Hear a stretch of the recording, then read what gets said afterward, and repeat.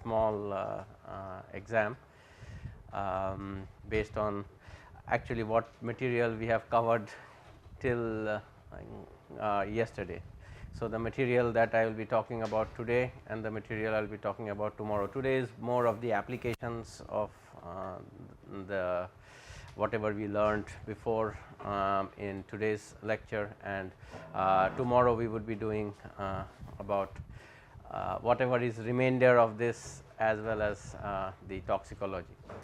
When I had prepared the presentation, I did not have idea of how long it would take, and so that is one of the reasons I actually, when you do not know, it is the human tendency of preparing more. So, that is what has happened. So, today we would, there are actually 4 PowerPoints which I was planning to put. They are not all the same size. We started off with tissue engineering. So, we would talk about how carbon nanotubes, primarily how carbon nanotubes being used as scaffolds for growing cells or substrates. There are other materials also used, but that is not covered in today's slide. Then there is an entire field of biomaterials where you put nanoparticles, other things, polymer nanotubes inside, that is not covered over in this tissue engineering. Then the next part we would do biosensors. That was my that is actually my area of research. So, I will talk a little bit about my biosensor as well as other people's work. So, that would be the next one. Then along with the biosensors, I would talk about a sensor which we have developed and we are planning to commercialize. That is something which would be detecting infectious disease, and it is actually synced with the with your Android smartphone. So, and it is synced through are you familiar with Raspberry Pi? Anyway, Raspberry Pi is the smallest and cheapest computer available. Okay. So, Raspberry Pi is the size of around this size. It does not have any input and output. So, if you have to use a Raspberry Pi, you have to have a keyboard or some place to connect it, and also you have to have a modern monitor to get it, but it can do everything a computer can do. That means, it can take in data, it could run, it primarily runs Python programs. So, it runs there. So, in our group we have been able to use that to interface. So, I would give you like a few slides where my student he prepared the presentation on how to interface a sensor with a phone, or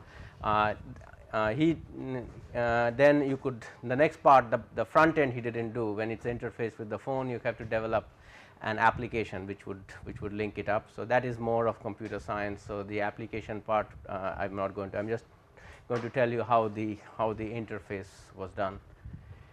And then I have a very long presentation on nanomedicine, which talks about different applications of, some of them are overlap with material we have talked about before, but we will talk about rhodopsin, other materials and different aspects of it. I will try to cover as much of that presentation that would be possible. Actually, I was looking through the presentation, and that one has, if you look, that has I think around 100 slides. So, again we would, again, out of the 100, maybe about 20 of them we have already gone before.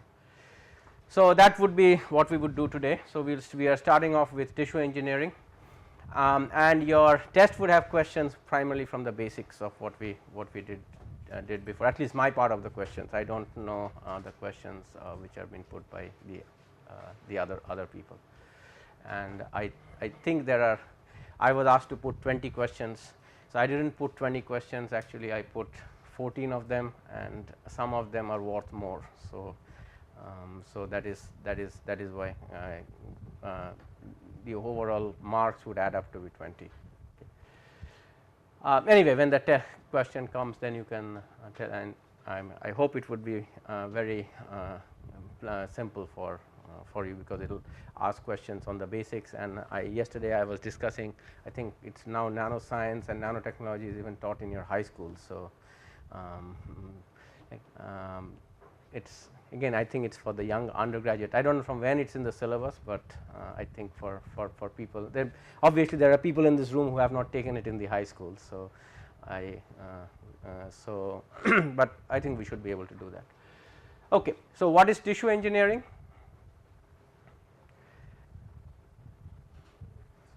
Regeneration of cells on a regenerated scaffold materials. That's right. It is basically growing regeneration of, whenever you have to do an experiment in biology or anything, you have to develop grow cells. And again, I'm not a biologist, but I know that cell culture is one of the most difficult things for biology, because one thing you have to be very careful is cell culture is kind of a again, it depends on which cell you are doing. Some cells are slow, some cells are fast, they are positives and negatives of both of them. But one thing you have to be absolutely sure about doing it is no contamination, and that is something which is, and it takes some time, maybe after a week or so you come up and see that your cells haven't grown the way they have, they have died. To have a more controllable tissue growing in where you know where it would be growing, because it's kind of a random process. It grows in the petri dish, and it's a statistical process. So in the tissue engineering, what you try to do is you try to regulate it even more. Again, cell growth you are not regulating, you are kind of creating a friendly enough medium and kind of trying to look at certain places. Tissue engineering comes into play is whenever there is a big area in biology known as biomaterials. So that is where you tissue engineering is the interface. When you use a nano sensor or a diagnostic device, and then you have to link it to the body, there is some ways you need to connect it, and the better connection you do is done with tissue engineering. One place where I was involved in tissue engineering research, but this I haven't put it over here, is an area where tissue engineering plays a big role, is known as in wound healing. So it's wherever you have a cut or something, and you have to put in, whatever you have to do is you have to seal it up and then grow the cells back. Actually, yesterday I was talking to some people, not yesterday, or I don't know, I was talking, there are devices right now where for big cuts, suppose it's a knife wound or something where you have a big cut, not for a small cut, when your blood comes out, you have to put a bandage to cover it. And one of the problems are most of the bandage materials are made with cloth, and so if there is too much blood coming out, very soon the cloth gets wet, your blood starts leaking out, and that is one of the main causes of for serious wound, for an accident or other places. That's one of the most causes of death if you can't take the patient quickly to the hospital where they kind of use. So I work with, or I won't say I work, I used to work with a company who used to make bandages for the US Army, and they claimed that because of their bandages during the Iraq war, US had so many casualties, means people were injured but people were not killed because they could hold the blood longer. So they used clay inside their bandages. So their bandages had not cloth, but they had clay material, a matrix which is made out of clay. So that's why it didn't leak. But also their bandages, when they sell it, you still have to put it on. There is a report which I was discussing earlier, is right now the bandages have changed, or they haven't, still you have the old Johnson & Johnson bandages, but very soon it would be for bigger wounds, bandages would actually come out like in one of those perfume bottles, or where you have aerosols. So there would be a liquid, means there's already there, you spray it on the wound. If you spray it on the wound, as the blood comes out, depending on the pressure and the pH of the blood, that material is a phase change material. As soon as it comes in contact with blood, it would change into a solid surface and it would cover up the wound. That material is there. It's patented, you still hasn't gone the FDA approval, so we haven't got it out. Again, it's not my material, but that material is there. So that is what tissue engineering is, and then once the bandage goes there, tissue engineering comes in. Is that bandage is made of a material which you don't have to peel it off again. It after a while it would get absorbed into the body. I was involved in that is because I wanted to, because once you cover it there is a chance of getting infection. So, the doctor has to remove the bandage to check for infection. So, that is where I was getting involved in putting my sensor over there. So, the doctor just needs to bring his smartphone on top of it and he would be able to detect if there is an infection there or not, because my sensor can work with smartphone. But anyway, we haven't implemented it yet, but that is also a part where it is a big area of tissue engineering is wound healing. So, you have to make materials which would be helpful for wound healing. Other place where it would be used is when people have burns. When they have burns, putting bandage is very painful for the patient. So, you would need to put some material, and every time you take it off, take it on, you have putting it chances of having it more infection. So, this is where another place where tissue engineering comes into play. Okay, so this is the fundamental. So, using cells for engineering materials to generate tissue. It has a name which is close to it, which connected to it, known as regenerative medicine. So, the cells, typical cells which are used in this are primarily skin cells. Okay. So, they are used fibroblasts, cartilage. Tissue engineering still now haven't been done with other cells, means you could do it with blood cells, or other type of cells, but it's primarily done with the epithelial cell. This is what is known as the Hayflick limit. So, this is basically the cells divide, and then after a certain time the division stops. So, and then the cells have to die. So, everything has a certain life. So, the Hayflick limit is the limit, which is the limit up to which a normal cell lives, starting dividing. It is like a life of any animal or anything. They have a lifetime. At some time that they reproduce, but then after a while, then apoptosis, this is a term which is used for the death of cells because of internal reasons, is the cells kind of die. And this is a protein which is found in the brain and muscles.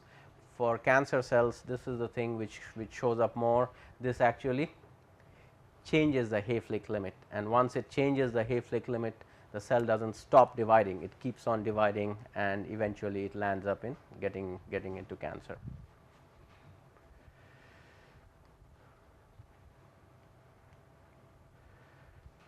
So, if you have to someday reach biological immortality, that means living for 200 years, 300 years, you have to some way play with the Hayflick limit, but not have a control of that particular protein, that carnosine protein. So, you would be able to keep your cells alive, but still controllable. That is kind of one of the things that you have to do. What is telomerase?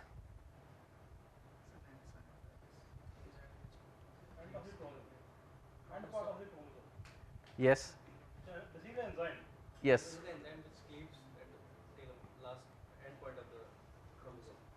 That is right. So, what it cleaves at the end of the chromosome, why is it used, or what is its function?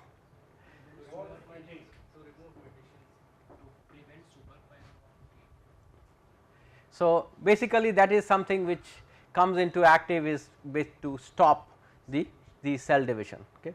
So, telomerase is the control which controls after the time the cell divides.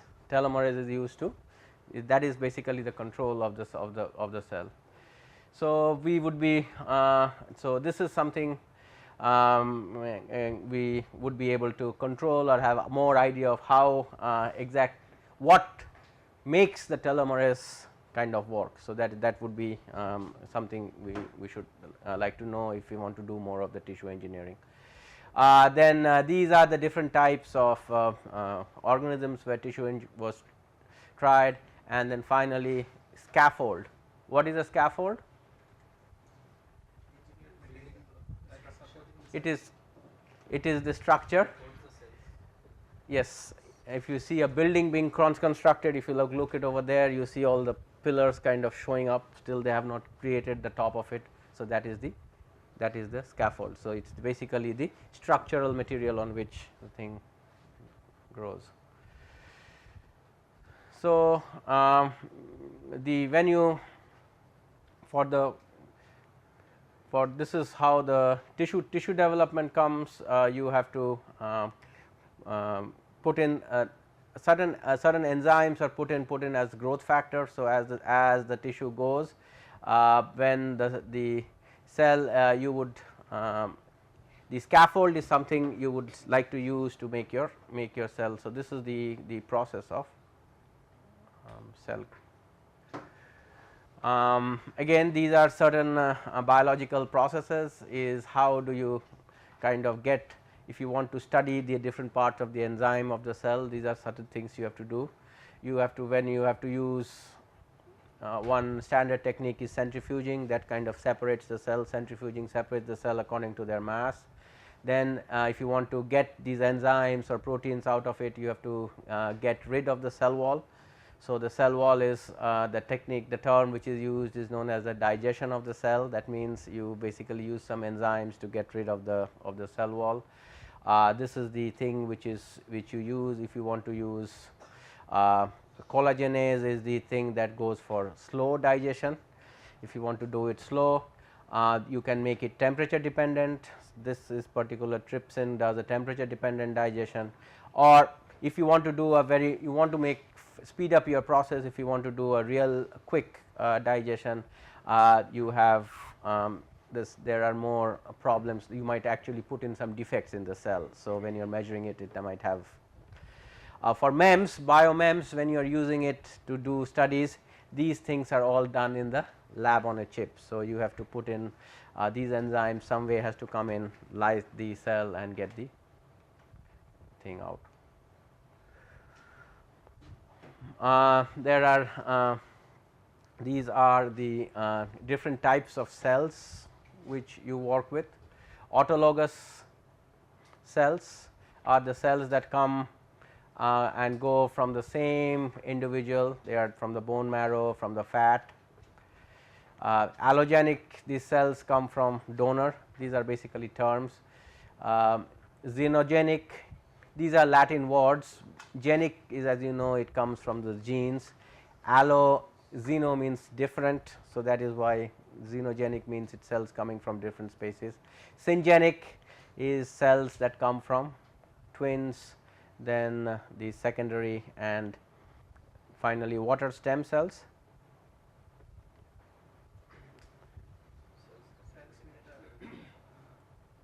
Cells which has not been assigned any particular function, so we can modify it to according to our need. We can transform it into any cell like heart cell or any cell which you want. That's right. It is a cell. When you make a cell, every cell has a different function, and that you when it's developing, the code, the DNA code basically tells how many of these cells, how many heart cells you would have, how many these cells you would have. So stem cells are those cells which those code is something which you can program the cell, you can put the cell on to do it. So that is so you can, so basically again thinking from the point of view of chemistry, I always try to think in the terms of periodic table. Then it is like stem cells are the are the background material where you could put in maybe every other cell is like a compound, calcium carbonate or something over there, and these in the stem cells, again we can't make any cells you want. Theoretically you can generate every other cell, but there are technical difficulties in making some cells. You can make more, and then again to make the other ones there are issues. Also The other thing is for getting the stem cells, you have to start with one cell. You cannot start, you cannot make every process artificial. So, you have to start with a cell that comes from some. Okay, so, this is the scaffolds. So, this is the most important part of the tissue engineering. The better scaffold you have, it is the building construction. So, the better scaffold you have, stronger is the building. Otherwise, if it is not, then your cell breaks. You would need, for the scaffold, you need a substrate which has a high porosity. Why do you need porosity?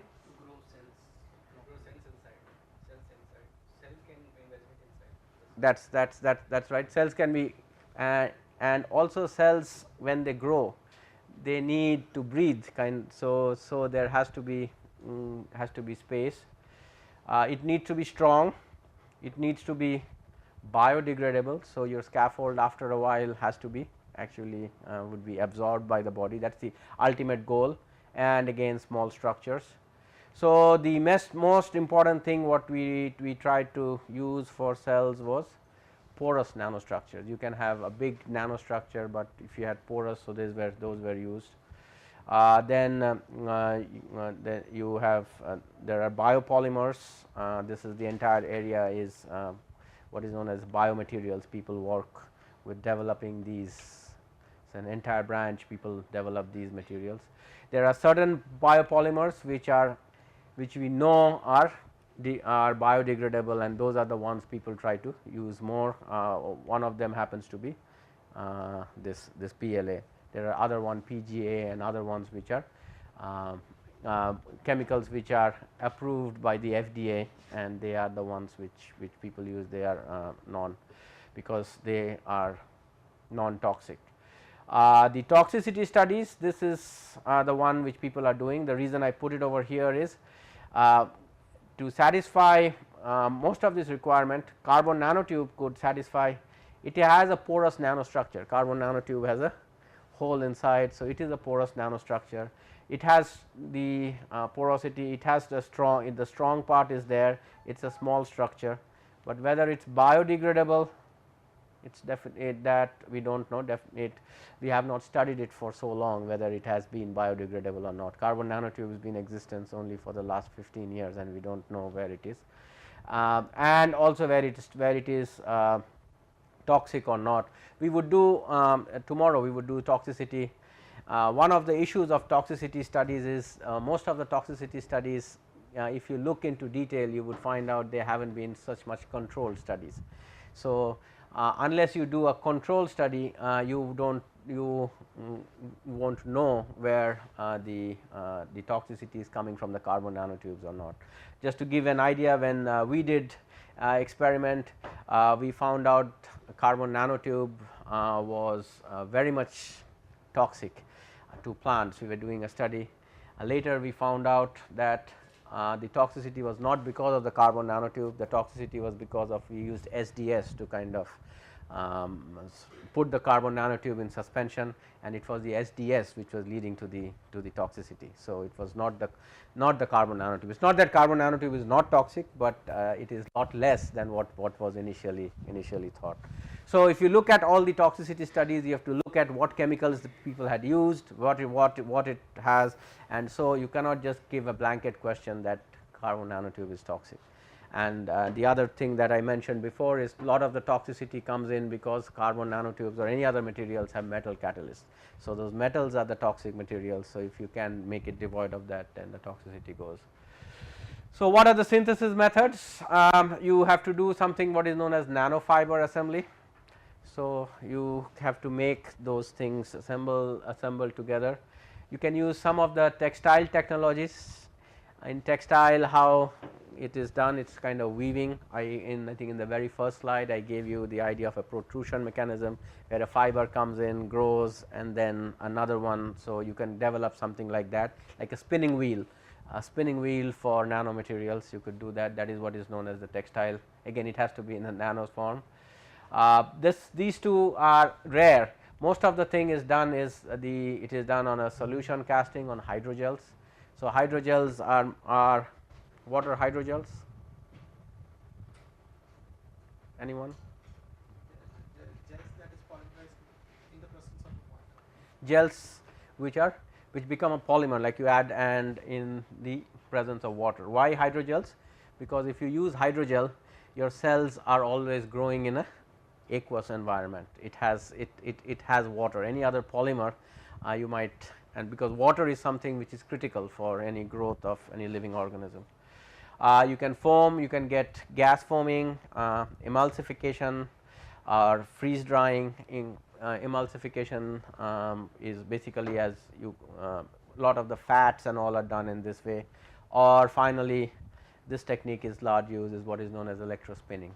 Electrospinning is you put an electrode with with a potential difference, and then from the one end you spray the polymer, it goes and it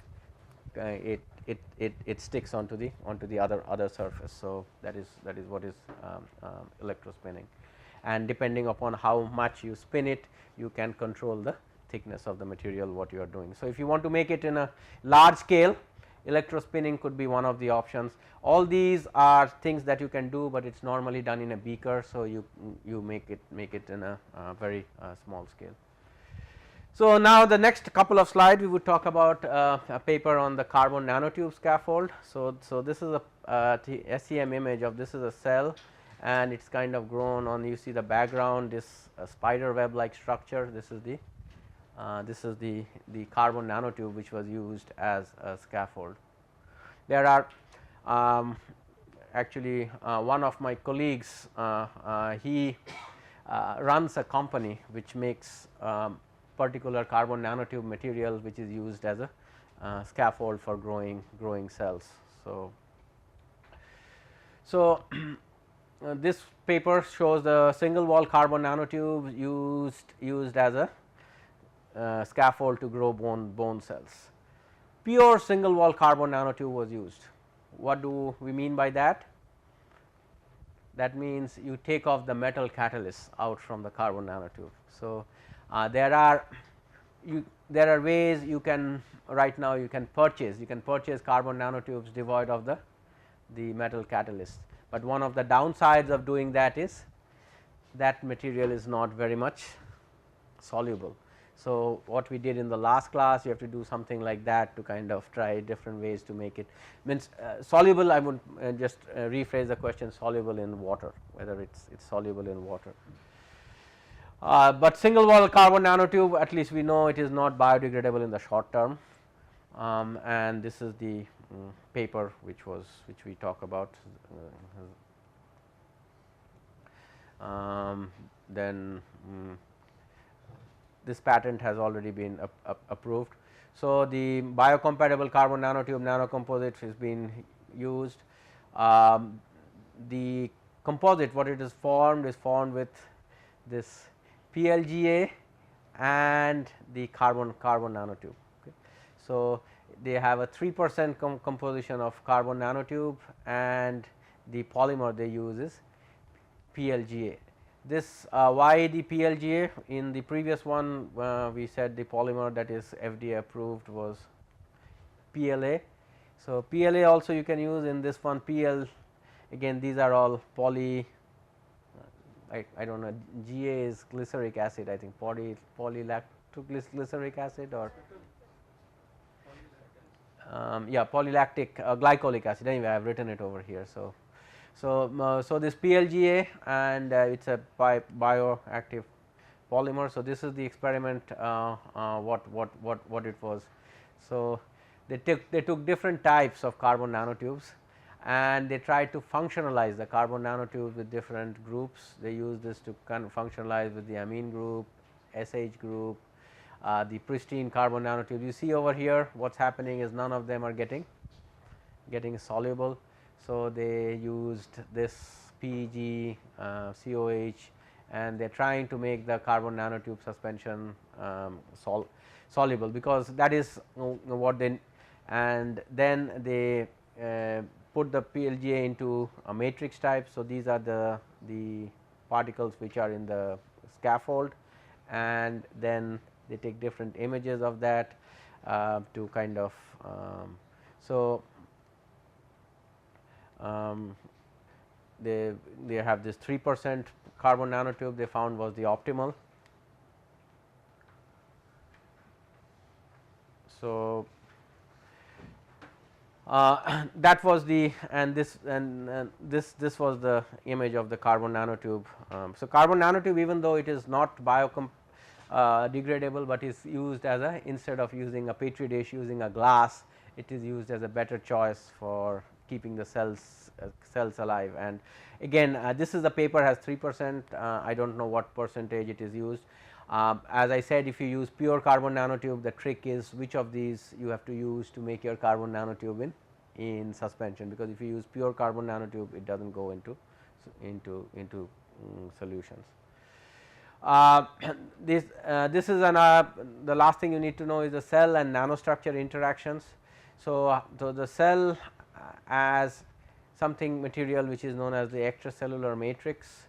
So, how does the cell and the thing gets attached? They do focal adhesion, surface adhesion. These are the kind of the membrane proteins which work on. There is a cytoplasmic protein. So, and so this is how you would, because if you use it as a scaffold, you have to see how the cells are kind of attaching to this, and so these adenovirus this kind of makes good material. So, these are the pictures of getting this is, I think they have put different colors and put the cells. So, they on the silicon substrate, they have, wherever they have put that the scaffold material, they show that this is the silicon substrate. They so where the nanostructure islands affect where the cell and cell interactions. So, they have these increased, the RGD is this one, the adenovirus ligand. So, they have increased RGD activity near the near the islands. So, and the inert substrate ligand formation depends on and how good you form the ligand, that depends on what you have the mechanical space. And so, this was one. So, for making the cells adhere to the substrate, this is what it was used. So, this is kind of the protocol of how this is again going back, this is not the same paper with the carbon nanotube. Here in the second, this paper they have used on silicon, they have deposited gold islands, and on gold islands they were trying to grow the cells and trying to show the ligands. So, this is the kind of the they have do the ligand length scales initially, wherever they create the gold islands, that is kind of critical, because that kind of makes the ligand size, because you see that you have to have this for the cells to adhere to it. So, then you use this PEO layer to use, because again gold is kind of toxic to the cells. Then they also found that some cells also attach to the non gold islands. When they made the islands over here, some of them were these islands were the gold ones, there were some of them which were not gold, but they also had the material adhere to that. Okay, so, this was what we saw. Instead of using gold, you could use other materials. I think somebody here said that I think you are using quantum dots, you or somebody, are you using quantum dots to instead of the gold to grow your, it's an oxide. So, if you use quantum dot material instead of gold adhered to that, is you can see if certain things occur inside the cells, you can see the change in color, like this picture. Okay. So, if you have the cells, there are certain cells which have these. So, if certain action goes on in the cell, if certain cells goes faster than the other ones, if you want to study them, you could use this and try to see how the cell growth is going on. Okay, so questions on this one?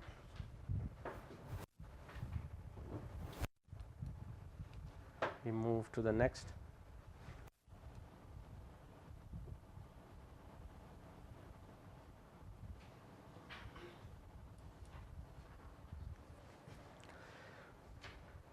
Oh, before we talk about nano biosensor, or I have also a small section I just now saw over here. I forgot to mention. It's actually not a part of the nano biosensor. Again, let's do this and then we would talk. That is known as wearable sensors. That's an special. It's an entire area which is right now getting a lot of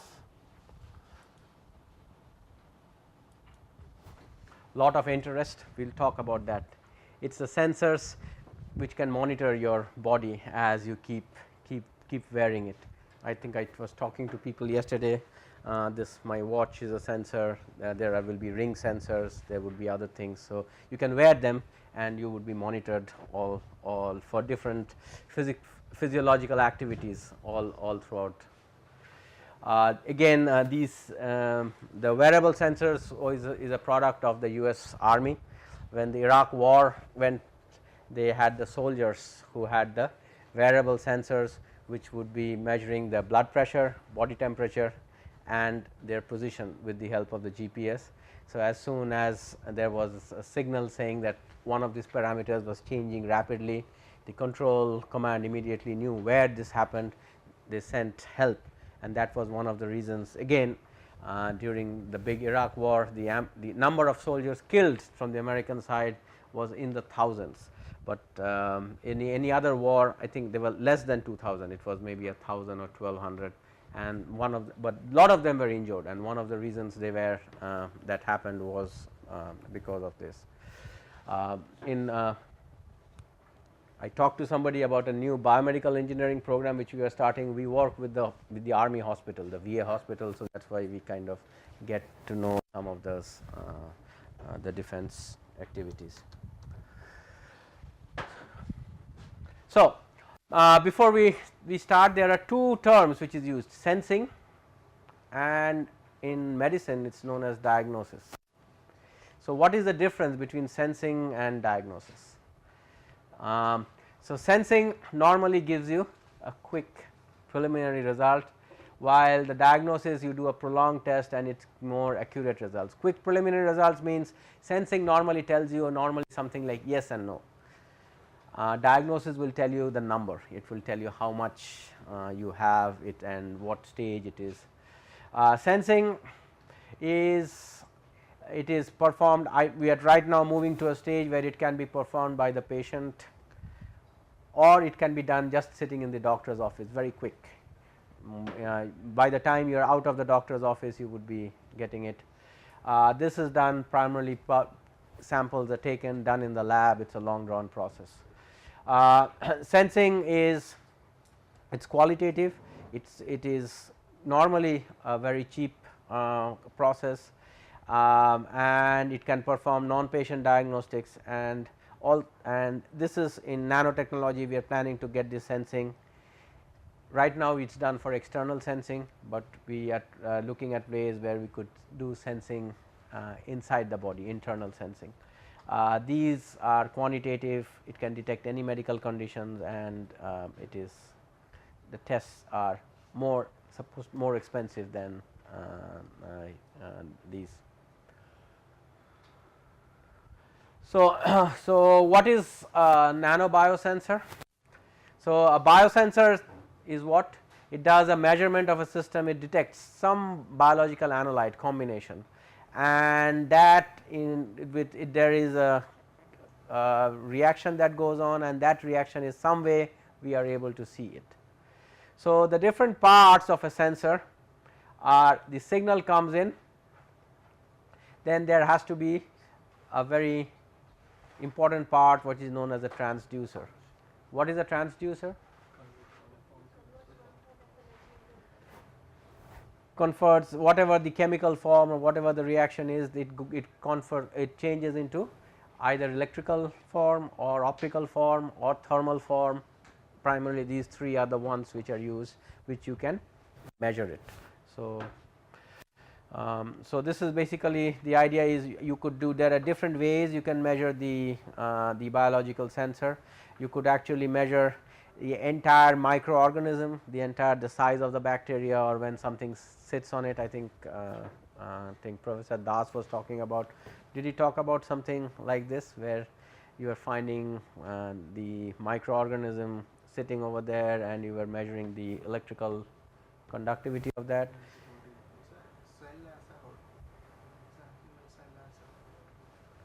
Okay, so there are devices by which you can actually measure if you have E. coli or any of the bacteria, which kind of it depends on the size of the bacteria. What you are doing in your measurement, you are measuring the electrical resistance of the organism, and you know every bacteria has certain size, and so depending on that you would be able to, if the bacteria falls on over there, makes the contact, you make that resistance, you would know that you have that. So that is one type of sensing. You sense it by getting the size, and every, you know, in biology every organism has different sizes, and based on that not only you can find it has a range, but not only that you also know what stage you have. DNA hybridization is the other way you can detect. That is what my sensor is, it detects the DNA, the hybridization. Then there could be the one which we talked about yesterday, the ELISA, and the other tests where you have antigen antibody, it has to be a specific. Again, finally in the ELISA also, when the antigen antibody comes in, then you have a change, you have an enzyme which links in, and there is a change in color. So that is exactly the same thing. The change in color is where you have the signal transducer, and that is what is put into an electrical or optical system, where even if it is a heat changing one, you would be measuring the final whatever is coming out, and then you put it. One of my colleagues, she has started a company which basically using senses is what it measures is it measures sweat. So when you exercise, you put in sweat. So if you put in the sweat, it looks for certain chemicals in the sweat, and if you look at the chemicals, what chemicals come out in the sweat is basically the excreting materials, and based on that you can conclude how the person's heart is working, how the person's kidney is working, and so you can detect things lot quicker than when actually the person is going to have a heart attack. So that is where a typical sensor is supposed to be used. Also there are sensors which detect the, when you exhale the air, you can find out the same type of toxins which come out, same idea. So what are the requirements of a sensor? It has to be very specific. Specific means it should detect what you are looking for and nothing else. If it gives you a signal for something else, your sensor is not good, because that's in biology it's known as false positive. That means it's showing positive when the actual thing is not there. It has to be very precise. You have to make a very small quantity of your whatever your analyte, whatever you are detecting, should be able to do that. It has to be reliable. This is where most of the nano sensors fail. The reliability, that is where nano engineering we say needs to be put in, is it has to be very reliable. That means every time you do the test, it should come out to be close to the same value. There is very recently there is a company which is in the news. It is known as Theranos. I don't know whether you have heard, a company in California who had developed a way of doing very good, very quick blood testing. So you don't have to take your blood to the pathological lab. You can get all your results just it was a part of a pharmacy in the US known as in the pharmacy chain. You go to the pharmacy in I do not know whether pharmacies here are available or not. In the US you can go in the pharmacy and take your blood pressure, you can take your, as you are waiting for the medicines being made, you can actually sit there and get your blood pressure, you can get your pulse rate, weight, these things are available. So, Theranos had put in over there. Along with that, they had a small needle. If you prick it while you are waiting for it, you would be getting all your blood glucose levels, the other things you can get it. But right now that company is being sued, it's under, and it's having a big issue, because when they did the reliability tests, they were trying to find out the reliability test when you do the actual lab tests and you try to test it with their machine, their reliability was actually very low, and the reliability was not only low, they found out that they had doctored some of their results. They had actually not run their experiment on their nano sensors, they had done the standard tests, and those results they have submitted saying that we have used the nano sensor in doing it. Again, that shouldn't be done. So, that is why I think the company is shutting down, and unfortunately their head of the technology guy was an Indian guy who actually represented these false reports. So, that is not something good, but anyway, reliability is a big issue which goes in for nano. Right now most of the nano sensor, nano devices, the reliability is not, again for the lab pathological lab tests also, the reliability you would have to do it in triplicates, you have to do more and to get an average. So, but at least you should reach that reliability. The problem with nano is they are looking at a statistical thing. So, it is easier to predict a statistical movement rather than trying to, in nano you are trying to predict individual molecules what they are doing, and every individual molecule are doing different things. So, you have to do some measurements by which you can know exactly the same thing will happen again and again, and so that is what cost. This is what most of the nano devices, the cost is low, because you are you try to get this, unless you use lithography or some big techniques. Lot of the nano you can make your cost, process efficiency and simplicity. What is simplicity? Is you should make the process so simple that an average person should be able to do it. You do not have to take it to the lab to do, you do not need an expert to do that. So, these were the primary requirements of a sensor. You can satisfy them or you might not. So, one of the sensors which are already there in the market you use more is a glucose sensor.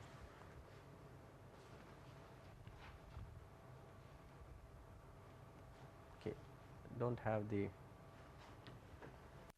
what I will just, sorry, it has got very cold over here. So, the glucose sensor will talk detail of how the glucose sensor works. I am just giving you some examples of sensors over here. This is a sensor which is known as, this is again one of my colleagues in our university. This is an image. This is what is known as a nano nose. So, what you are doing is detecting smell. So, again there is no units or now scale for detecting smells. You do not know when it is a foul smell or when there is a good smell. There are no scales for doing that, but where this thing is being used, this thing is used for detecting actually explosives. So, this nano nose, is this a defense sponsored project? So, they are using it for detecting mines, detecting explosives is over there. So, when there are explosives you can find it with this nano nose.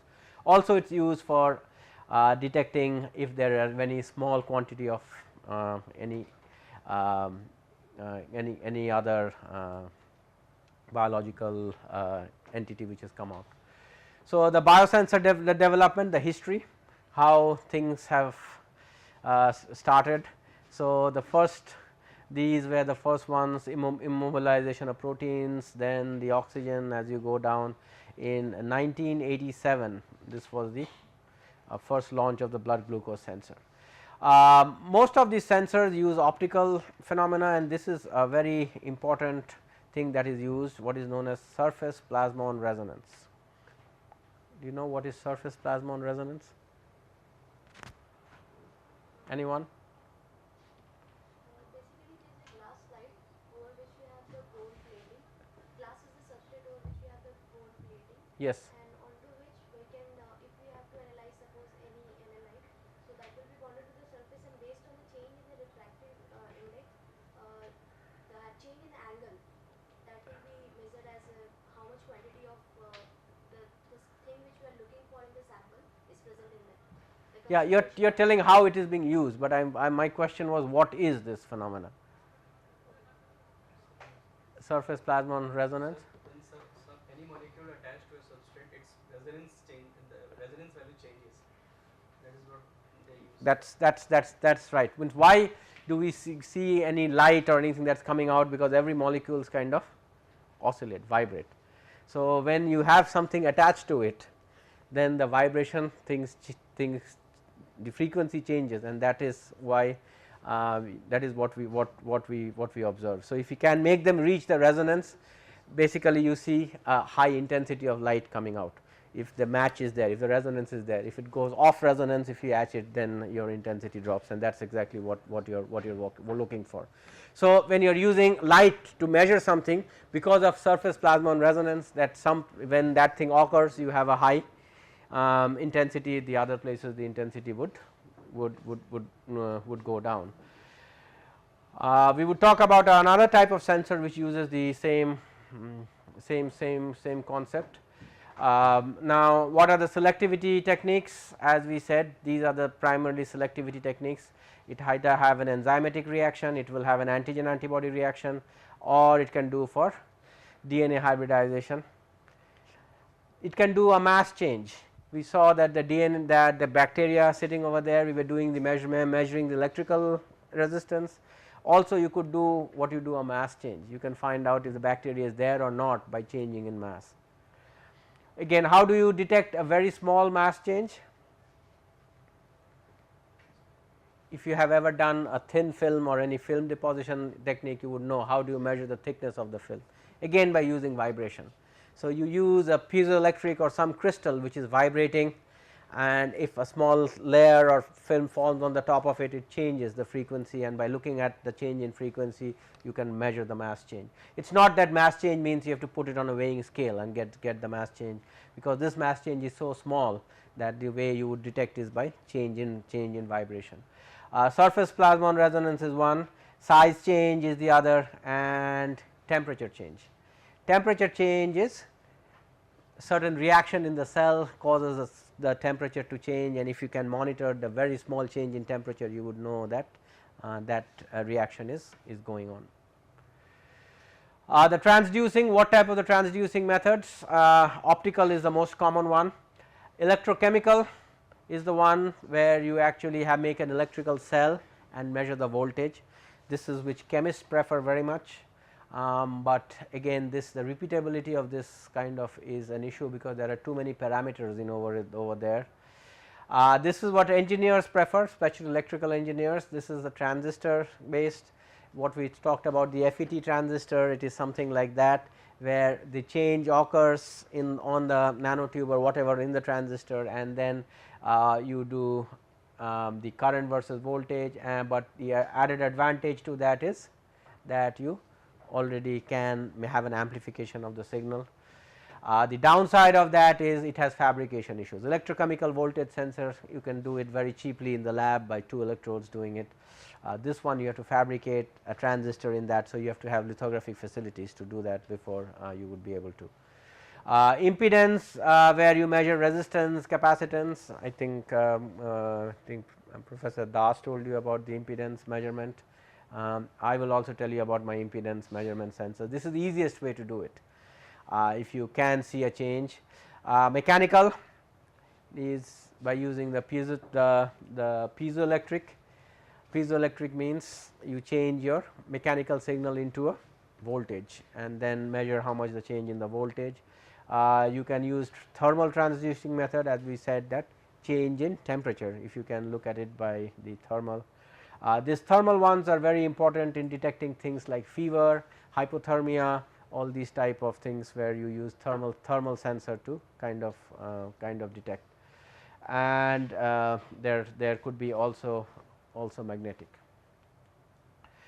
The signal processing, once the signal comes in, how do you get the signal out? This used to be the most expensive section of the sensor, but right now the signal processing, like in the other slide I will be telling you, can be done by things known as the Raspberry Pi.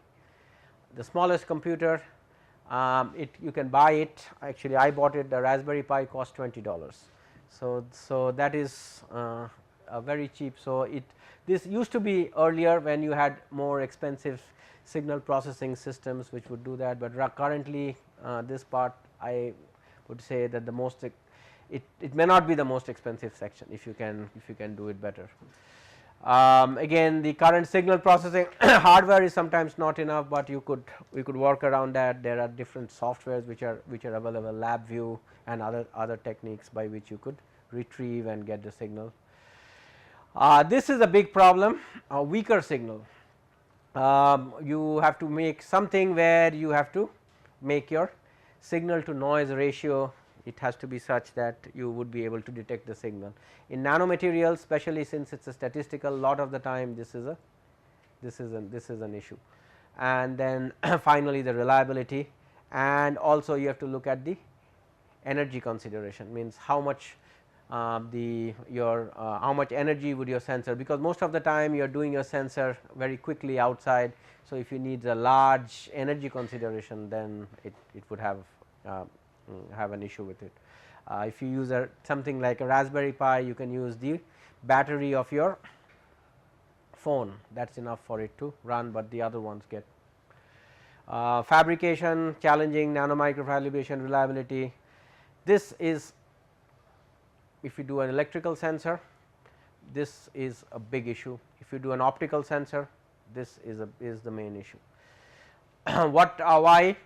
Because some place you have to make contacts between your nano, whatever you are measuring, to the regular electrical system, and we talked about that in our first part. Is as systems get smaller, you do not have ohmic properties.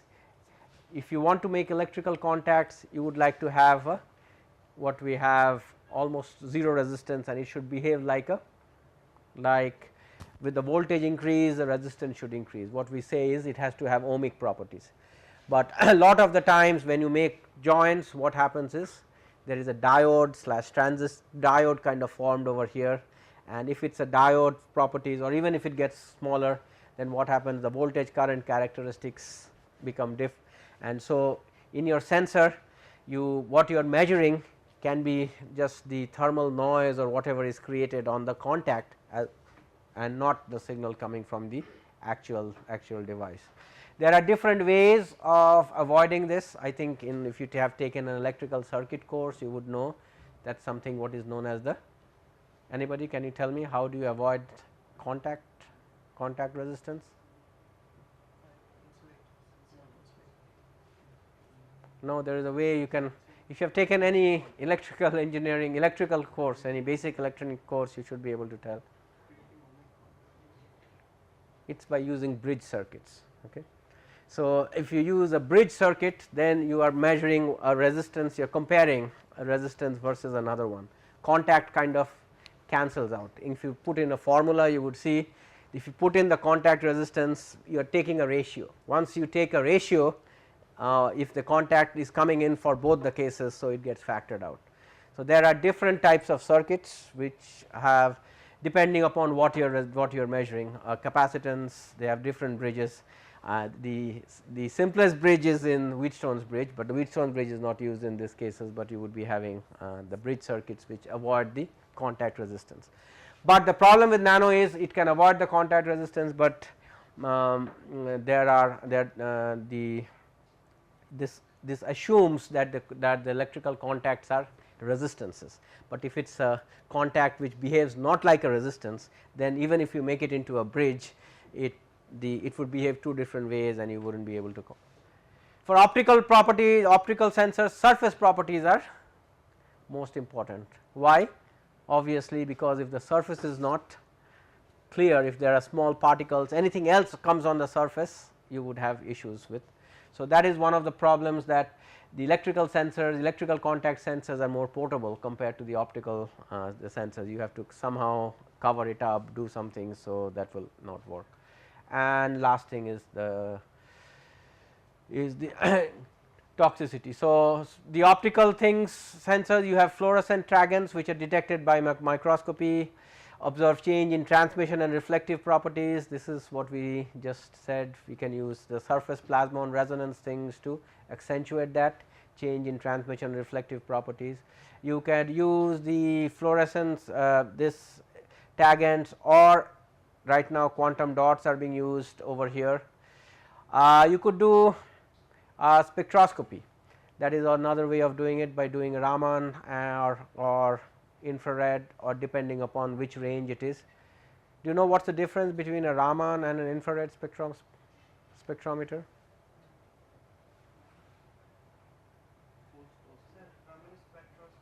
Spectroscopy uses light.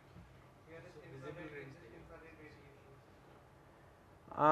It can still use light. So when there is change in dipole moment, this IR is used, and when the change in polarizability of the medium, then Raman's That is what is the source? Yeah, that is right. And what it is, one is the change in the dipole moment and the other is the change of the polarizability. The other important factor is the frequency where it works.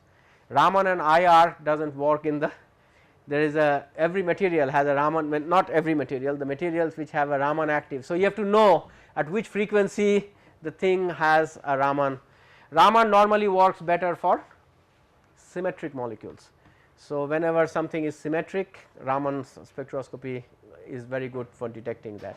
When something has an asymmetric molecule, so carbon nanotube, Raman is a very good way of measuring it, because it is a very symmetric molecule, but the more asymmetric ones are, you won't be able to detect it, you go for IR. Again, you have to look if the thing doesn't fall in the IR range, that is why the name is IR, because you have to, otherwise the other spectroscopy you know is UV vis spectroscopy, that is on the other side of the spectrum. So, that is what you have to keep in mind, what you are doing. Right now I do not know whether it is available here in the airports over here, but in the US, most of the major US airports you have a Raman spectroscopy, which is whenever they check whatever material you are bringing, if it is like a white powdery or anything powdery substance, they will put it through a Raman. The reason is, if you are bringing in any type of forbidden drugs, then those have a very strong Raman peak, because those are symmetric molecules. LSD, anything else will have strong Raman peaks and you would be able to detect it. And Raman, again this is just a side, C.V. Raman was the first Indian scientist to win a Nobel Prize. He made the Raman spectroscopy. Do you know how much it costs? No, when he made the instrument, how much did C.V. Raman pay for it? It cost 30 rupees. Okay. So, during his time in 1920, the C.V. it looked like a horn, okay, and he used, that time laser was not available. So, that is why that was the major problem with him. So, he could, the signal was coming, he used mercury vapor light to do that. Then Raman spectroscopy once came in with laser, prices went up, but right now again there are Raman spectroscopy, prices are coming back down to not maybe 30 rupees, but the prices have come down. There are Raman spectroscopies which are available in the prices which are in $10,000 or lower. Okay. So, you can have, they are portable ones, you can carry it like a laptop, and so that is why they are found in the airports. Then it is visible spectrum, surface background dependent, then the visible spectrum is the one which you would be trying to looking for more for optical sensors. So, that is one of the downsides, not everything has a, that is what I said, depends on the band gap of the material, and the other things is what the quantum dots fortunately have, most of them have things in the visible spectrum. So, that is why we are using it. The other thing is the surface is background dependent. If the background is creating a lot of effect, you have to do something to it's again the signal to noise ratio, the same thing.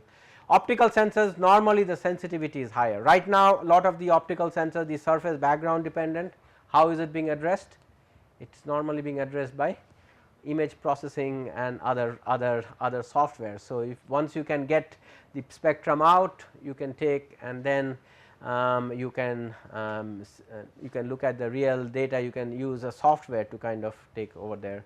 But this again I wrote expensive. Right now the prices of these instruments are also coming down, primarily because of LEDs and lasers. The prices of them have come down extremely cheap. So, that is why this was earlier you had to need a laser to do most of these optical things, you needed a laser, and that was the most expensive and large component of the system. Now you can get laser. This is a laser which I am using.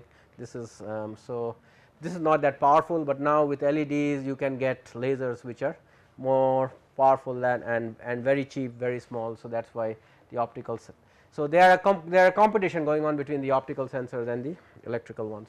So, electrical chemical nanobiosensors. So, this is the electrochemical, you have the cell design, it measures the electrochemical potential, the detection occurs in the electrolyte.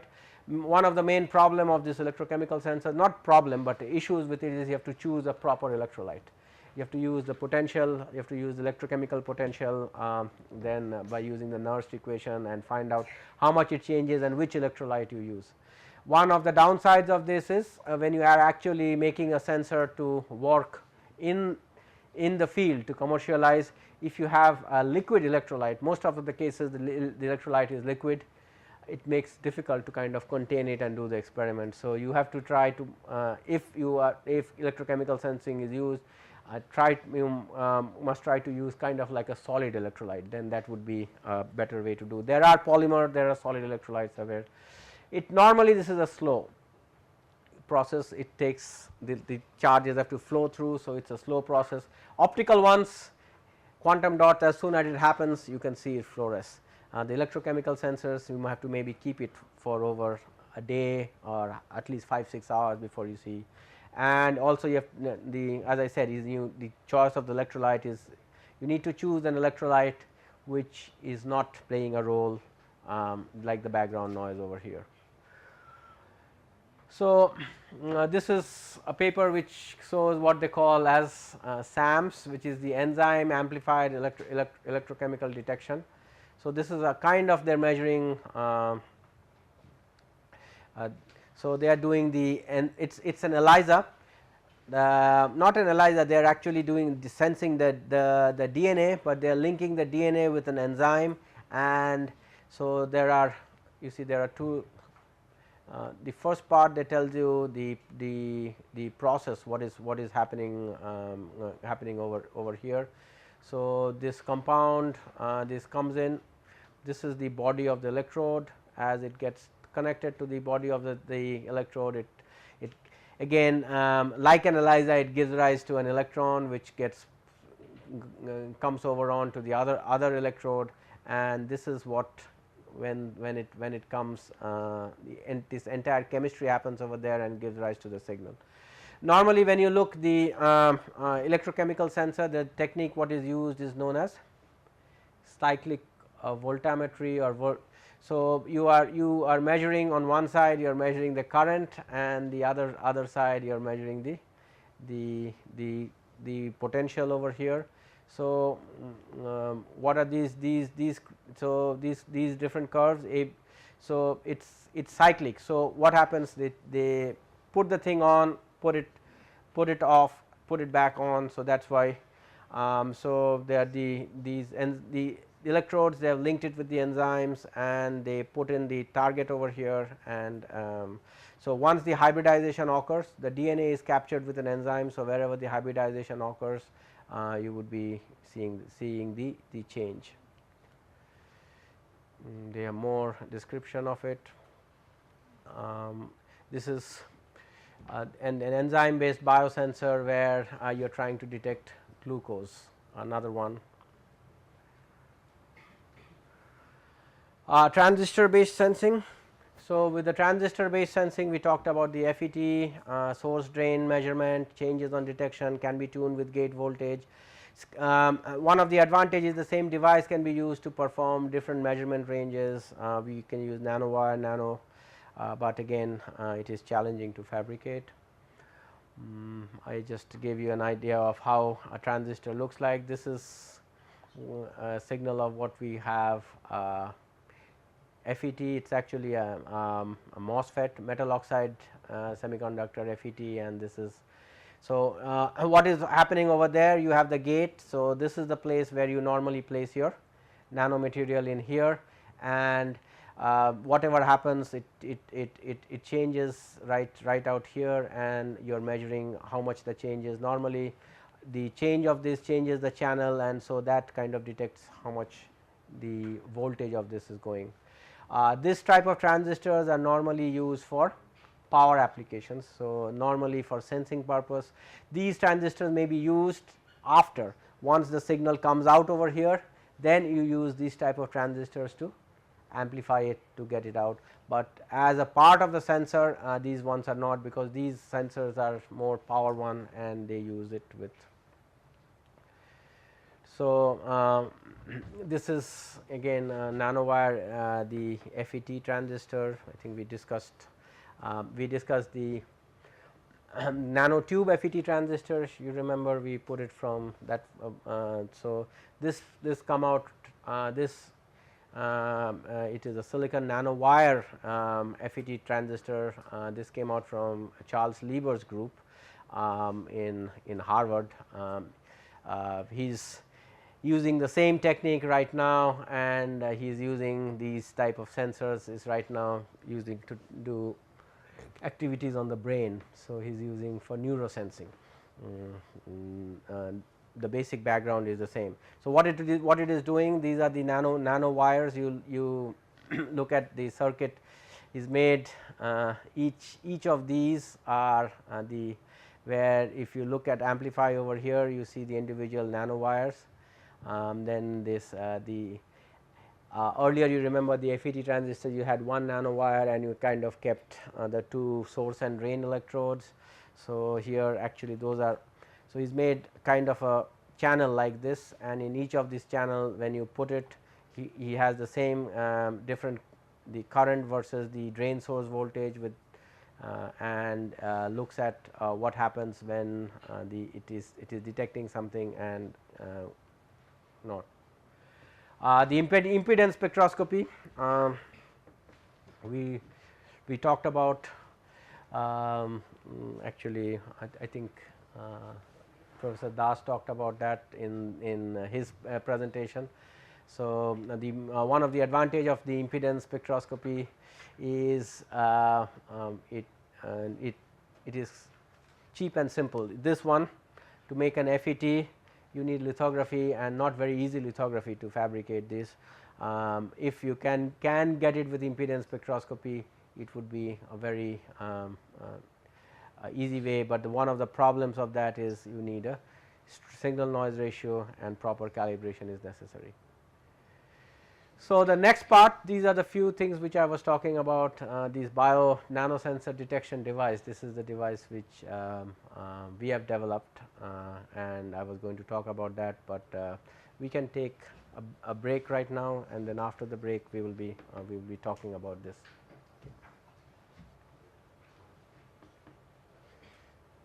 Okay, any questions? Okay, so we can take the break and then come back and we will talk about this.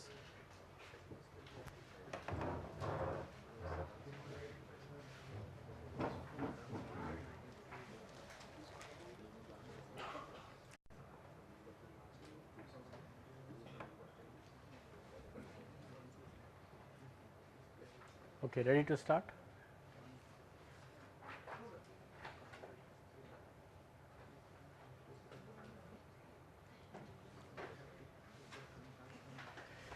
Okay, so we will talk about this.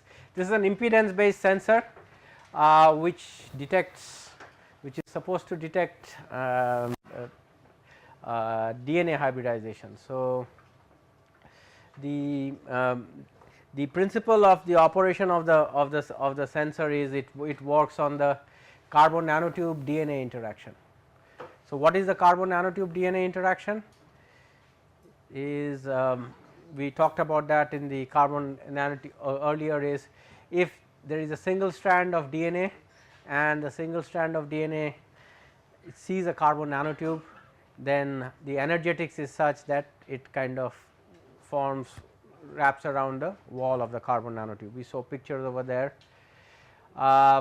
This is this, and then when you have another strand of DNA that's the opposite coming in from the sample, then the carbon the DNA interaction is a lot stronger than the carbon nanotube DNA interaction. So, it leaves, and that is what we are seeing, a change in signal. So, the hydrogen bonds is the DNA interaction, and the van der Waals force is the carbon nanotube DNA interaction. So, if there is a competition between these, so always the hydrogen bonds win because it is much stronger, and so if the hydrogen bond forms, the DNA moves out and we see the change in the electrical impedance. So, we are detecting the DNA hybridization using the carbon nanotube. It is a very specific, theoretically it is a very specific, because it is only determined by DNA, and DNA hybridization is very specific. That means only if you have the complementary strand, then only it would show a signal. If there is not complementary strand, it is not going to, and the sensitivity is determined by the carbon nanotube. So, ideally it should be able to detect one DNA. If there is one DNA on one carbon nanotube, we would be able to detect. Practically the limit is a lot higher, a lot lower, but you would be, but that is the theoretical limit. So, this is we talked about this earlier, when the electron flows into the wall of the carbon nanotube, whenever we have DNA or stuff on the surface, that alters, that gives some of the resistance. And so, when this is the DNA wraps around, model of DNA wrapping around the carbon nanotube, if from the sample this is the single strand DNA, if from the sample we have the other type of DNA, the DNA unwraps, and that we see the change in the signal. This is one of the first modes of the signal. We do not do for one carbon nanotube. These black things are basically the patches where we have the carbon nanotube, and these are the contacts and everything. So, if we take an image of the sensor surface, these are how the carbon nanotubes are. We are not looking for one carbon nanotube. Getting one carbon nanotube is extremely difficult. So, we are looking at the statistical.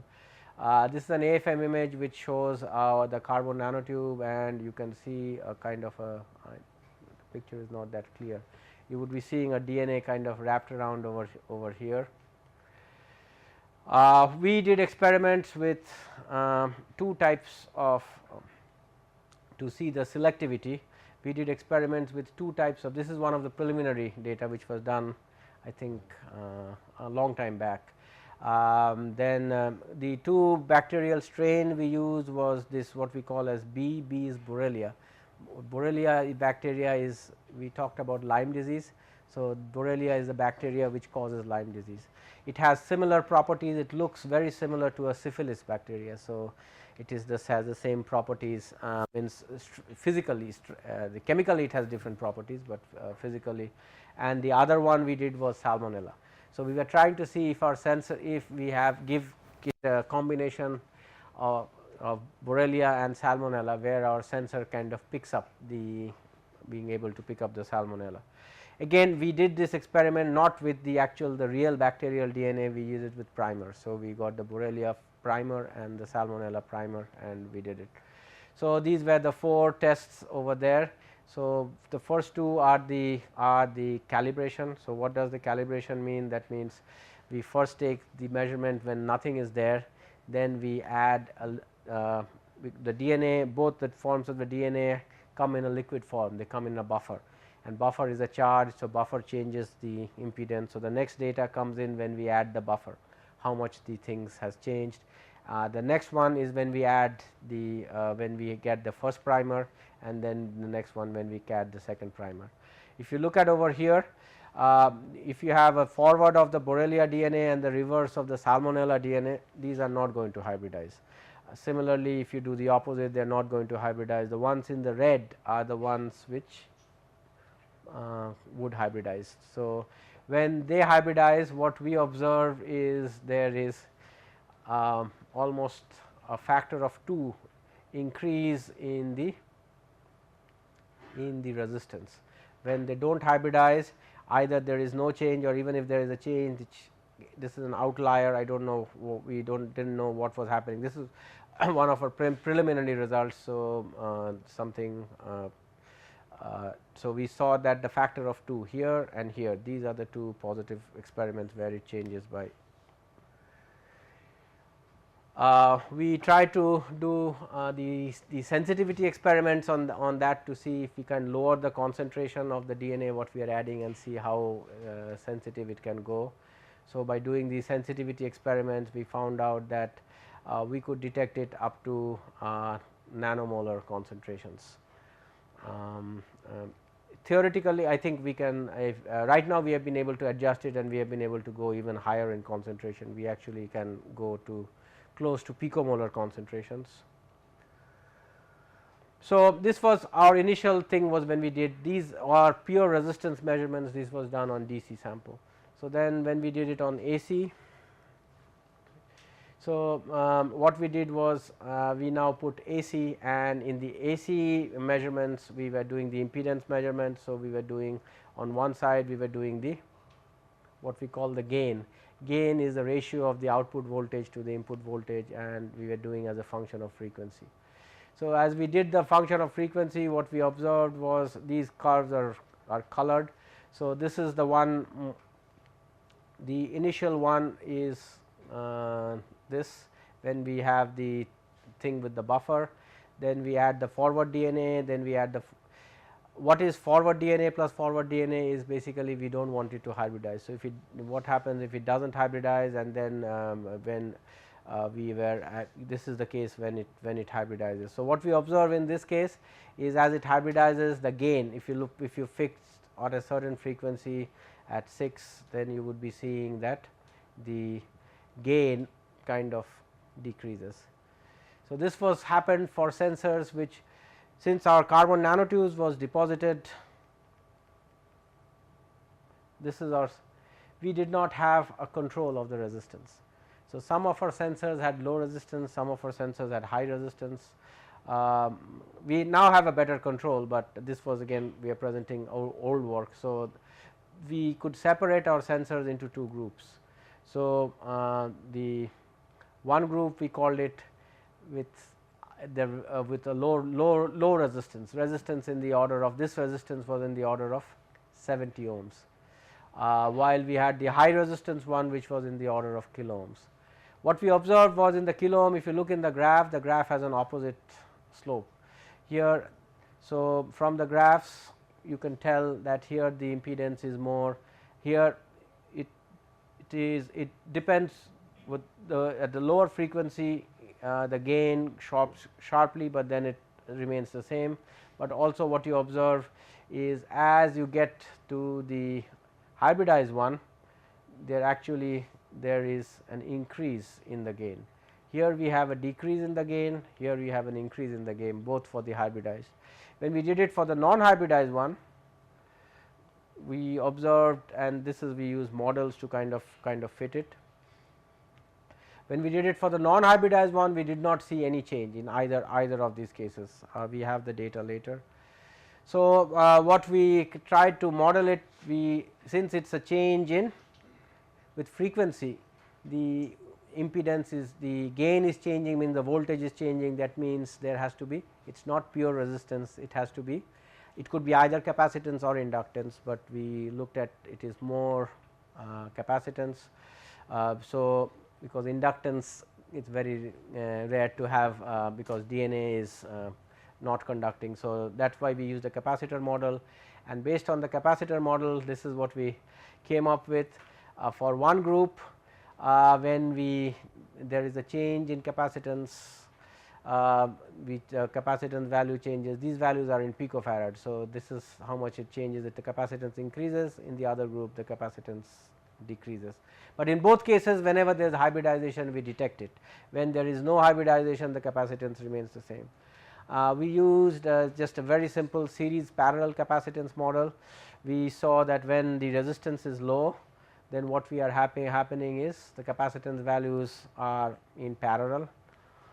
When the resistances are high, then the capacitances are in series, and based on that we could explain that why the capacitance increases, why the capacitance decreases. So,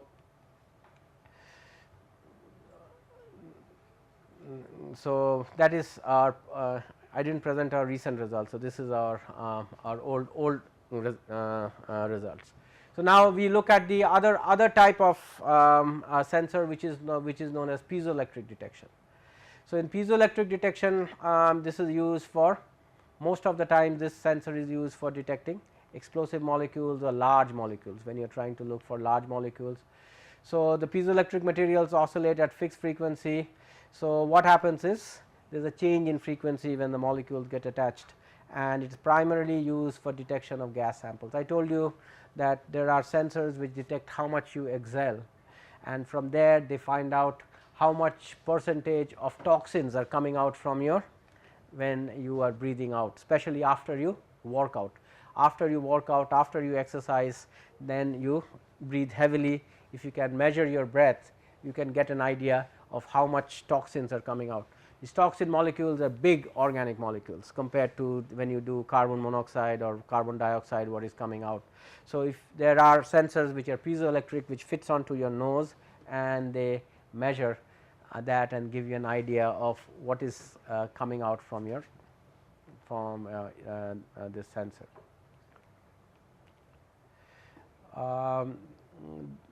This is how much time we have. That's, I think these are some of the thermal sensors what we talked about. So, this is, let me see how what we have over here. We have the wearable sensors also. So, let us do a little bit of. So, we are working with, we talked about electrical optical sensors. Optical sensing I did not talk with that much detail. We talked about the impedance sensor, we talked about the semiconductor sensor, we talked about the piezoelectric sensors. These are the thermal sensors. So, when we the reason why we need these are, as we know, all our devices are kind of getting smaller in size. So, once we are getting smaller in size, the Intel transistors are going in nanometers. So, what we look for thermodynamics does not work in when you go in the smaller nanoscale. All the thermodynamics laws would have to be modified a little bit, and that is what we need to work on it to find out. This is how do we manage when the smalls what leads to conduction, means when you pass a heat from one side to the other, how does heat gets transferred from one end of the solid to the other head. You can imagine your material as a group of mass and spring, it kind of oscillates, and that is how the heat gets transferred. The technical term of that what we use is no, when they vibrate, when you for bigger molecules they vibrate with any frequencies, and as the heat goes on, as you make your molecule smaller, these vibration gets quantized. That means they have a certain frequency. You would see when they vibrate. So, then these vibrations are known as phonons. Okay. So, phonons are the ones which we think like photons, they are the ones which are the quantized form of the vibration. So, we would try to look how that vibration, that depends upon with the with the temperature. As you change the temperature, this vibration energy would change, and that is what we would be looking at in this case. So, this is what in metals we normally it is metals conduct by the wave of, because metals have free electrons. So, metals are conduction, electrical conduction and thermal conduction are identical mechanism. So, there is, I think there is a Weismann-Freyd law which basically tells you what is the ratio of the electrical conduction by the thermal conduction, and for any material that would be coming out to be a constant. So, any material, if you want to try out whether it is forming the Weismann-Frank law, would be, if that obeys that, then you know that the metal is following a metallic property. If it is another material for phonons when or semiconductors and insulators, this the mean free path, you see the mean free path is the path where the electrons or whatever the phonons travel before they hit another one, is for this one is lot higher.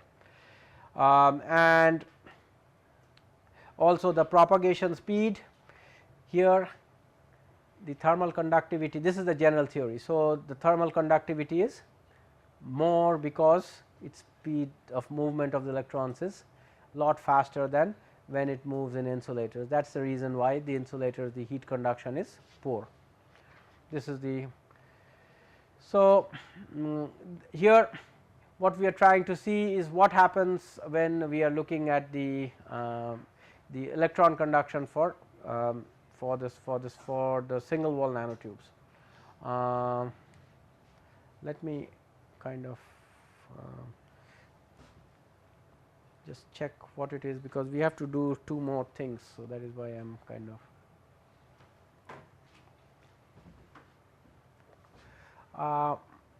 let us stop, just jump over from here. Okay, one more thing, do you know what is Debye temperature? Every solid which vibrates, the thermal conductivity, if you plot it as the thermal conductivity of the material changes with temperature. So, how much, because as you heat up the material gets moves more. So, the thermal conductivity. So, if you plot the thermal conductivity normally for most of the materials, they decrease as the temperature goes up. So, hotter the material gets, it does not conduct. The reason is they are moving, the molecules are moving more vigorously. That happens for metals. There are nanomaterials, where one of the nanomaterials which we have developed is or there the thermal conductivity goes the other way as you heat the material up, because the conduction mechanism is different. But Debye temperature is the temperature at which the thermal conductivity after that there is the temperature, it kind of becomes saturated. So, that is the temperature where the thermal conductivity, if you plot the temperature at which it gets saturated. So, that is what we normally use for calibrating the thermal conductivity of materials. So, right now we are doing we want to see how temperature sensing can be done by using nanotechnology. So, what we do here is you create this is, we can measure the temperature. So, if you want to measure the temperature very accurately, this is something which needs to be, for instance, there have been reports where people have studied or people want to study the temperature of a cell which is a cancer cell versus a cell which is a normal cell.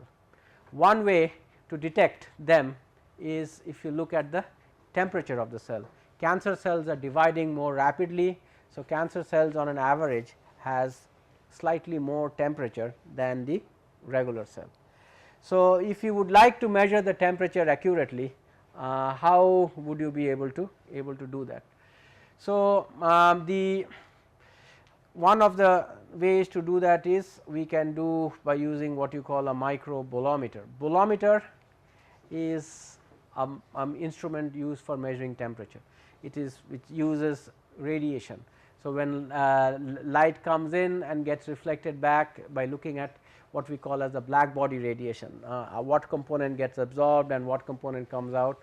So, these bolometers you make it smaller in size, that only does infrared sensing, but the problem of this is, again, the light has to come and get reflected back. So, that means you have to have the surface totally exposed, so that the thing, you can do electrical resistance thermometry, that means you measure the electrical resistance, and then the electrical resistance, just now I said the electrical resistance or the electrical resistance changes with temperature, and so you can use that to measure the, if you know how much the electrical resistance has changed, you can get the idea of how much the temperature has changed. This is also another way of doing it, but it is again the signal strength is not that one. The last one is the one which is used micro cantilevers. So, micro cantilevers is like an AFM probe, like this picture is over there, you have a cantilever which keeps vibrating. If the temperature changes, the frequency of vibration of this also changes, because with the change in temperature, the cantilever and the other things change little bit, and that would be, these micro cantilevers are the most accurate ways of measuring small changes in temperature. So, these are, I'll just, this is an experiment where people have done infrared sensing with a carbon nanotube film. So, this is a carbon nanotube film, they have put in infrared.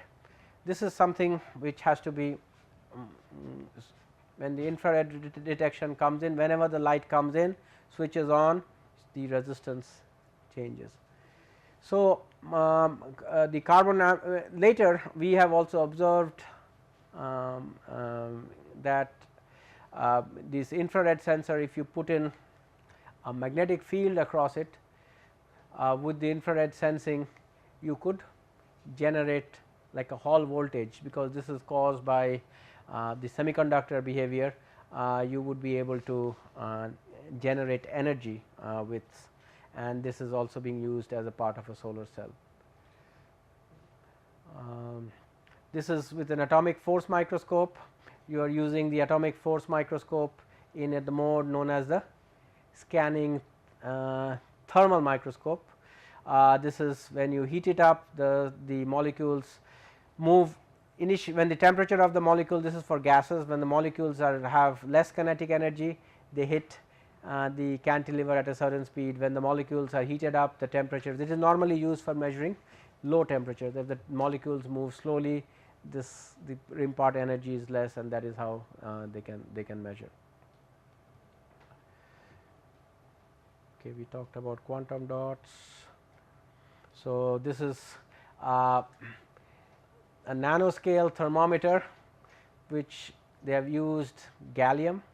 So, use gallium nanoparticles, and as you heat it up, gallium is in the liquid form. So, you can see it is working as a almost like a regular mercury thermometer. So, you can see how much it expands. So, this is an interesting paper, interesting article. So, you can use the fluorescent nanoparticles as thermometers. So, you can use because whenever radiation comes out, once ever you know the frequency of whatever is coming out, you can relate it and find what temperature it corresponds to. When the frequency is coming, E is equal to h times nu, the frequency, and that is also equal to 3/2 kT, where the Boltzmann constant time temperature. So, if you know a radiation is coming out, you can relate it and find the temperature of where the source is. It is better for higher temperatures. For small lower temperatures there is so much of background. One thing you have to be careful is the background, the radiation should not be coming from the background, the radiation should come exactly from what you are measuring. But now with the quantum dots you can know very sure that the radiation is coming from the quantum dots, because it is so intense. So, that could be used for measuring the temperature. So, that is what this idea is, quantum dots, zinc sulfide, cadmium.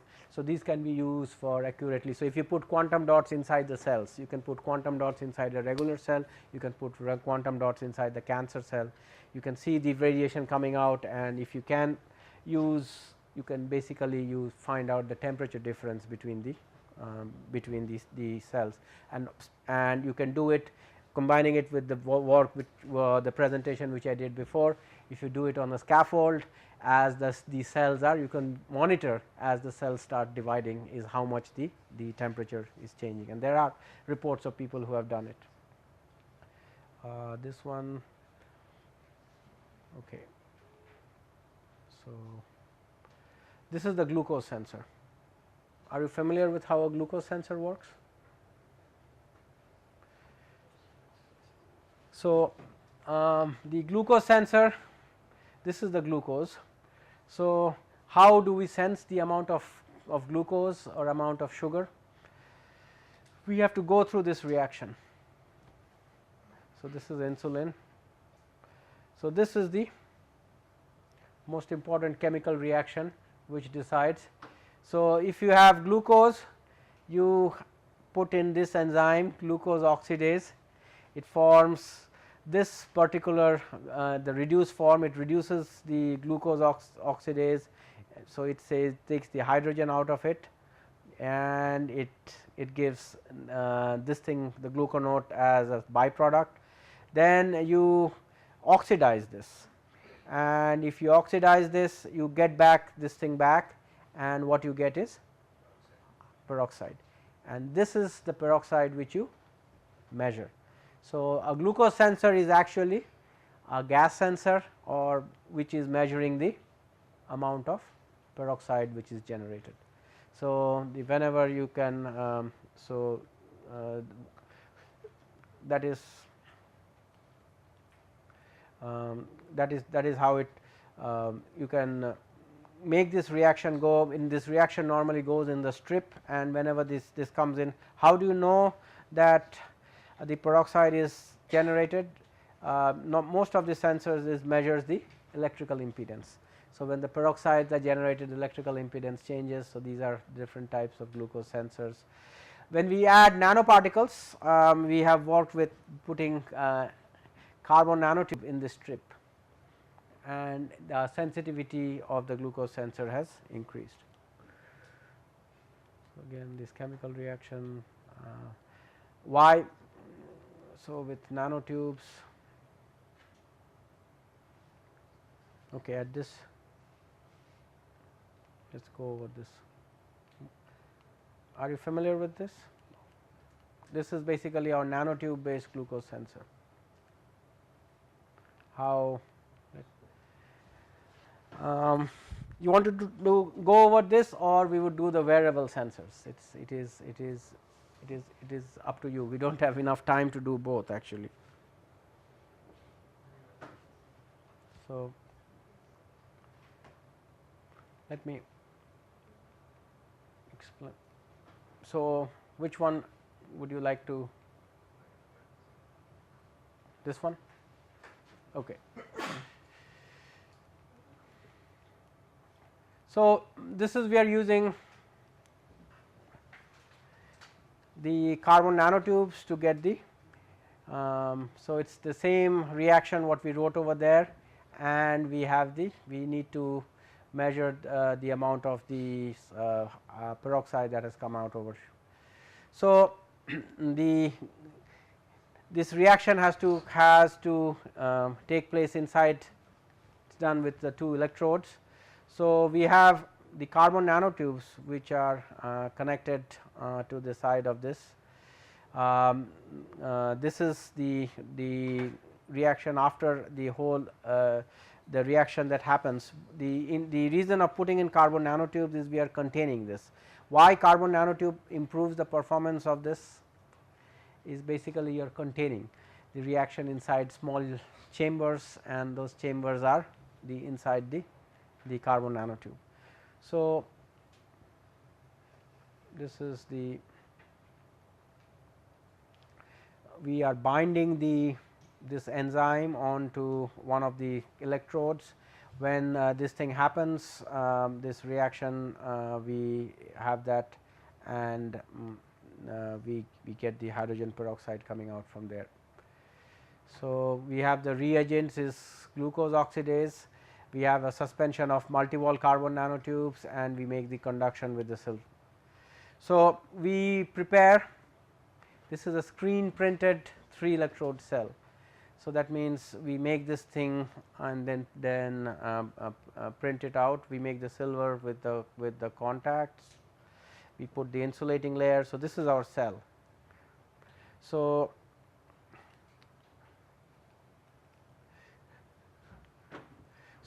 we have this 3 electrode cell. So, now we have to putting the carbon nanotube. So, this the entire thing is happening over on this cell. So, we put the multi-wall carbon nanotube and then a buffer, placing it over here. So, this thing gets in, this is our active region of the cell.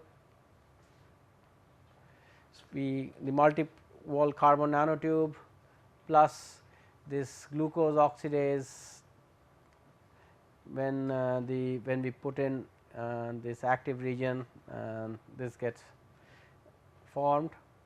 This is the active region, and that is where we do our measurements. Okay. So, what the carbon nanotubes have basically done is they have contained our responses, and we have been able to. So, we can detect lot higher concentration of glucose, lot lower concentrations of glucose with this measurement. We talked about this. I think Professor Chakravarti talked about this mosquito thing. We have this nano insulin pumper. Okay, we talked about the biochips. So, biochips are basically the one which are used for again it is not sequencing, but it is trying to detect the tandem repeats and try to get the idea of what the person is. So, again if you are trying to match a suspect, so you take and then you add your material over here, the DNA capture probe, put the target DNA and do them. So, these are the systems which are detected for detecting, and then finally, when you do this the DNA hybridization is when it matches the DNA hybridization, then what happens at the end, there is a fluorescent probe. When the fluorescent probe comes up, so the idea is finally you would be seeing a probe which would light up like these, and the way it lights up, you would be getting an idea of whether there is a match or not. This is an implantable chip where you can have a pill. Inside the pill you would be having, it would be sending, the pill has a transmitting unit. This is the thing which Google is planning to do. So, it would be you will be having your doctor with you always. So, if you have this pill, so wherever this pill goes into your digestive system, it would be sending out signals, and you would be monitoring that and receiving it and get an idea of whether there is a blockage in your channel or not. So, if you have lot of the problems, if you have something on your colon, something on your intestine, something inside your alimentary canal, is what happens is you would be able to get this pill inside and get the idea of how fast it is moving and get an idea of whether there is anything over there. I was actually talking to one of the participants. He has developed a system which does optical measurements. So, he puts a fiber optic cable, and he was telling me that he can take a picture of the inside of the alimentary canal as this thing. So, if you can combine this with that system, then you could get, he still can't control it remotely. There has to be something that connects in over there. You could get a picture as well as get an idea of what is happening.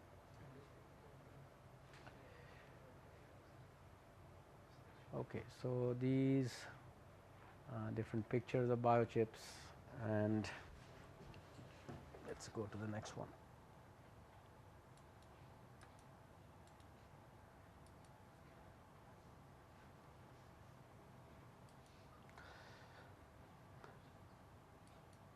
Okay.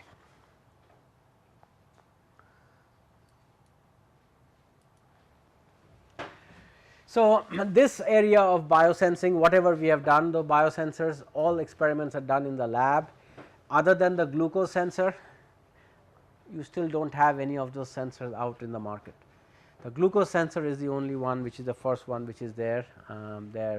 Most of people are still working on it. Maybe in the next few years you would see number of those monitoring devices, but right now they are primarily devices which are kind of in the lab. So, wearable biosensors, these are the ones where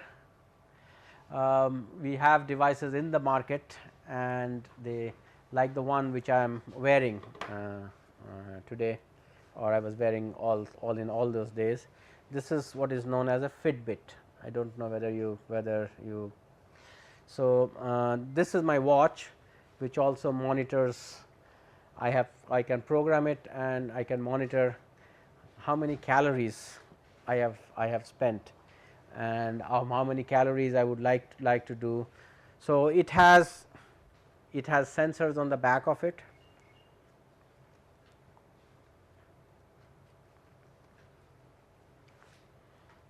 If you look back, these are the sensors. So, these are what it does.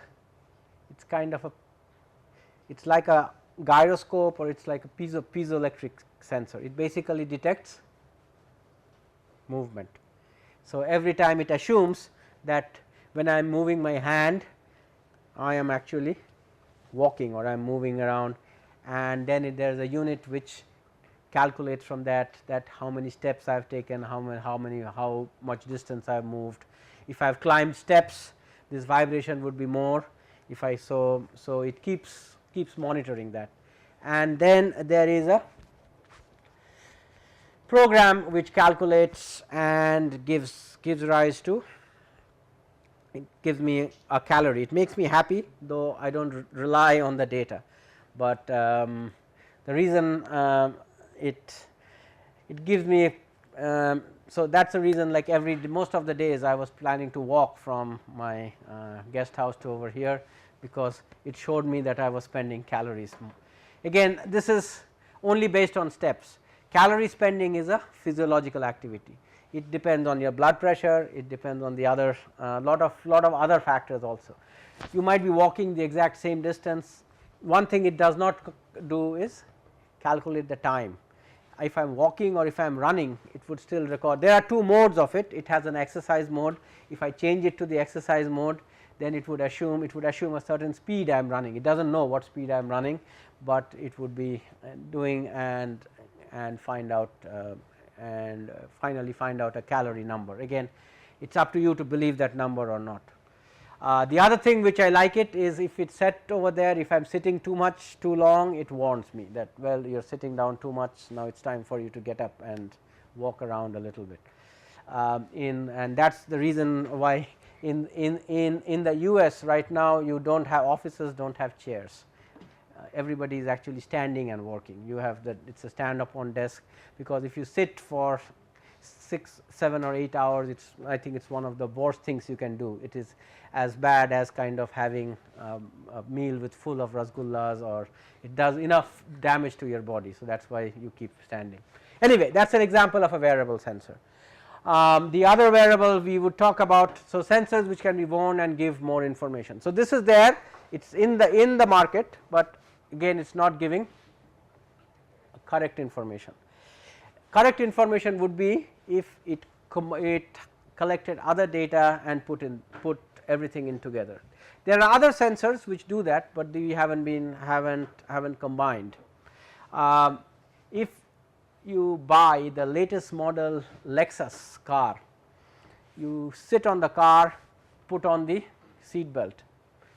There is on the front of the dashboard on the monitor, there is a setting. If you set it up, it will start giving your ECG. So, as you drive the car, you would be able to see your ECG. So, if something goes wrong, you would be seeing again. They do not have any way to send it back, but what I am saying is people are trying to put in the wearable sensors in gimmicks and trying to. I know this. I have seen it in cars, which the then there are other examples of wearable sensors. This was a project which one of my students did. It is not there in the market, but he was planning to do it in the market. He actually works for the railways. So, he or there it is not the railways, they have a different name for it, but anyway, one of the problems the railways had was when one of their the drivers or the engineers who drive the car, they might fall asleep when the train goes for long distances. So, he put a sensor or designed a sensor by what you can put in over there. So, every time it basically a sensor which does a EEG, it actually does a brain, and whenever you shut your eyes for more than a few seconds, you see the signal change, and based on the signal it gives a it is connected to a microphone which gives a high shriek noise. So, it wakes up the person. His initial idea was to give a shock to the person, so it wakes it up, but that was we persuaded him not to do that. So these are again examples of sensors and how they are going to use. So, here in this we would be putting a view of sensors, what is over there. So, there is a need of what is a wearable sensor, there are what are the different components of the sensor, and then we would talk about a couple of these sensors. There is a ring sensor, there is a smart shirt. So, you wear this smart shirt. I know a person who is working on this smart shirt. We would give lot of, so you do not have to go to the doctor's office and take all the things, your shirt would tell you that if you kind of wear that particular. Then there are future trends, and this is the place where it is growing exponentially. In next month there might be 5 other companies who are making some new devices and new gimmicks, and when right now with your smartphone lot of things can actually yesterday somebody was saying that with your smartphone you can measure the oxygen content, means how much pulse oximeter is, how much oxygen is there inside your, if you put your finger on your phone, you can, there is an app which tells you, and it is very easy to do. So, any startup ideas if you have or anything, you should go in one of these areas. So, use of very wearable monitoring devices, wearable systems, non-obstructive devices that allow physicians to overcome limitations. Again, what happens to the wearable sensors? This one, these every week it sends me a report card saying that this day you have worked this much, this day you have worked this much, that is all, that ends. But the ultimate idea is if it does more monitoring, the report card should not be sent to me, it should be sent to my doctor, or the doctor will not look at it every day, but it would be kind of stored. So, whenever I make a visit to the doctor would look at it and they would know that next time if he prescribes a blood pressure medication, he would know that my blood pressure is not the pressure what when I go to the office, because every time his office is in the 4th floor, and sometimes I use, because of this I use the stairs to go up, I always come up with a high blood pressure. So, then he would know that it is not, because he will know the entire, also they will know at what points the pressure goes up, and so that would be the whole purpose of this. So, the insurance industry in the US is putting in a lot of funding over there, because the whole idea is if you outsource the medicine to the patients, then there will be lot of precautionary diagnosis done, and finally the total time a person spends in the hospital because he or she is sick would be less. So need, so these are, oh, this is a big thing which happens for, it's used for athletes. The pulse oximeter sensor that is used for athletes. When they run, they measure it, and based on that they give feedback, they give to the athlete, so they can, because a fraction of a second, as you know, is between a gold medal and winning a 4th place. So that is what this is being used for supporting, so for athletes. Tracking of professional truck drivers, vital signs and alert time of fatigue. So these are wearable. These we talked about the wristwatch, ring. The biosensor is a glucose one. Eventually these two would be combined together. So with the help of the mosquito thing, you would be able to get your blood, do the analysis, and you could do them together. It's not very far, maybe a couple of years, and you would be getting. So what does it? So the biosensor is one of the things that differs from a regular sensor to a wearable sensor is you are wearing it all the time. So it has to be comfortable for the patient. It's not. So that is so all this thing, same thing, bioanalyte and analyte, and most of the time the biosensors provide electrical signal at the end. It's not optical, because that is what that can be monitored. The other thing is also these sensors need power. So you would try to get it so that it uses less amount of power, though there are ways you can generate your human body for generating power. I do not know whether you have seen this, but I saw this in, I think, Geneva airport. In Geneva airport, if your phone is running out of batteries, they have bikes. So on the corner there are bicycles where you pedal for half an hour and you charge your phone. So you do exercise as well as, so you are using bioenergy, you don't have to plug your phone over there.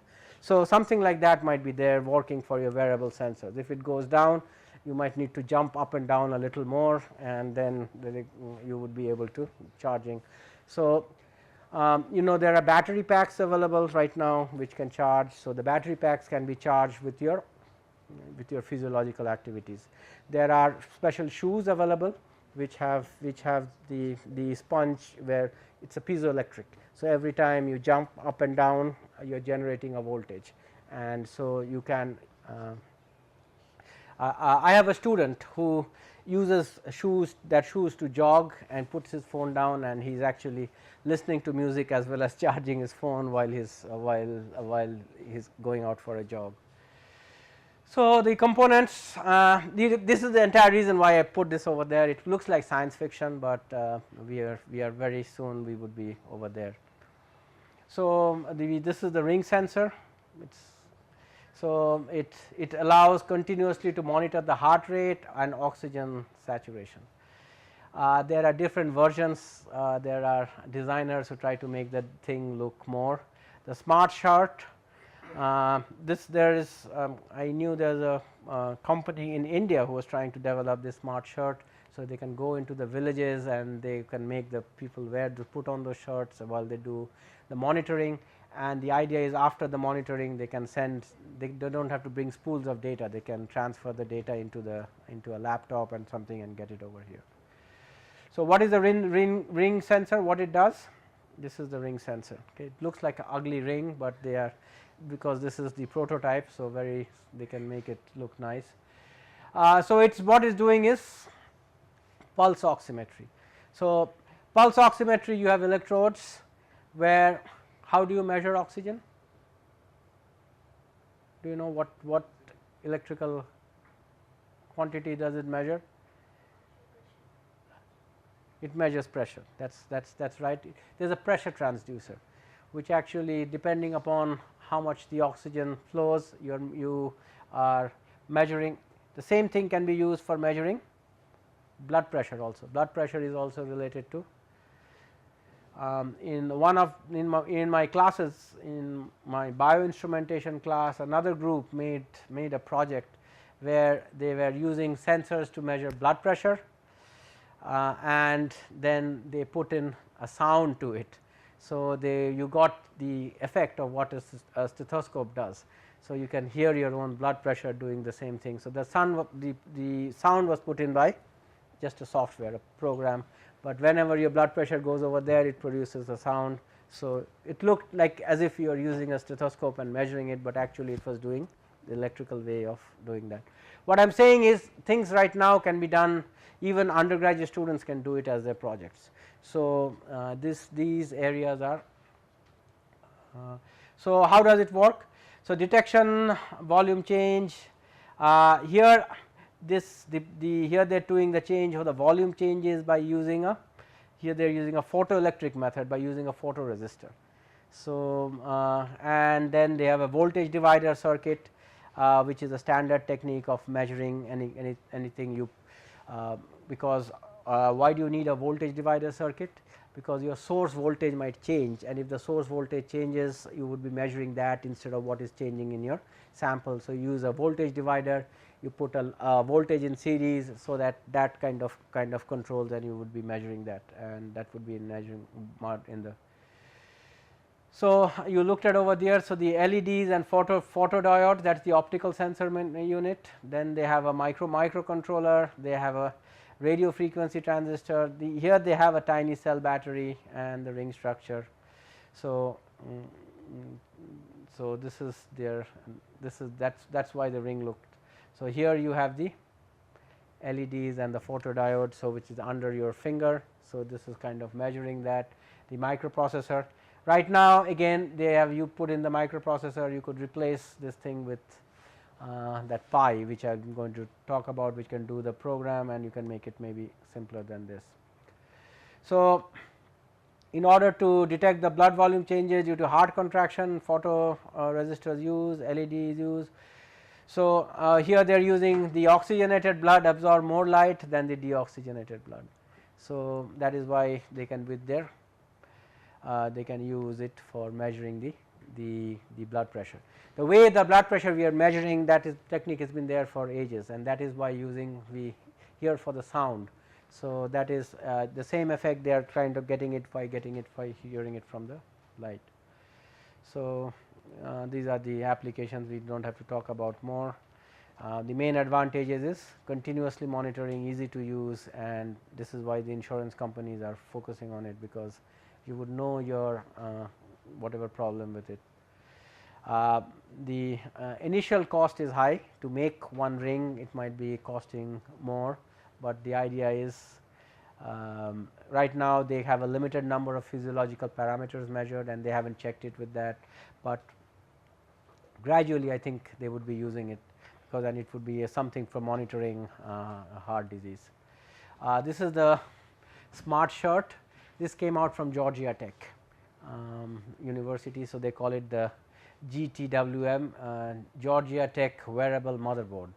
So, that is their.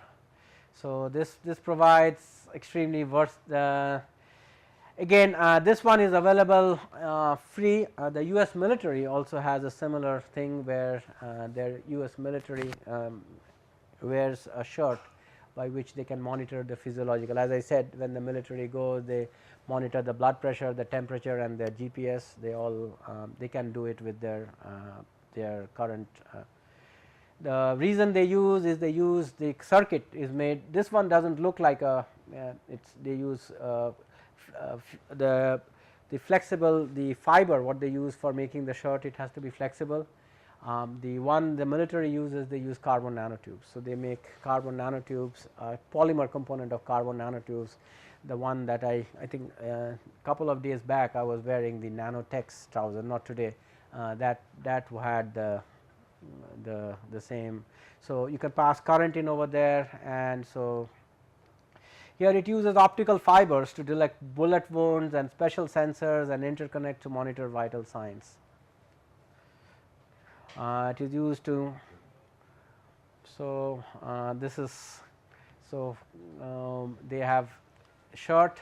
This thing is they have shirt where here they are not they are using a standard shirt, but they are using the integrated, they have a conductive fiber grid on the back side, but in the military they have been able to get this thing which is where it's very flexible. It's not flexible as a shirt, but it's as flexible as a jacket. I've seen it. It kind of. Oh, and over there they also have another feature, is they can use that to send a particular AC frequency. They play with the interference, and what it does is they can make it transparent. So, again they can actually be invisible person by wearing the shirt and then making it transparent. So, this is for, again I think they got the grant from the military only. So, the signal is sent, the same thing. So, if the light from the emitter does not reach the receiver inside, then the shirt has been. So, what they are looking for is, how they look for bullet wounds is basically loss of conduction, because something bullet wound, or even if it is a tear, then kind of does that. That is how. This is the whole network. This whole thing comes in by another name. This part is with healthcare, but I think you must have heard the name. It is known as IoT in short, or it is known as Internet of Things. So, this is a part where everything is being controlled. Some of these things are available, like in my house. If I want, this system is available before coming in. I can set up my AC to turn on maybe like half an hour or 1 hour before I come in, and they can be turned on from the outside. So, these type of things are already available. You do not have to be there to get things on. So, applications of smart short, sports performance monitoring, space experiments, firefighting. So, this is, again they have limitations, battery life, sensitivity. These are one of the main problems of wearable sensors. Once you can address these things better, more you will be having the wearable sensors. So, affordable healthcare to any time, anyone. Okay. The last 15 minutes I will show you about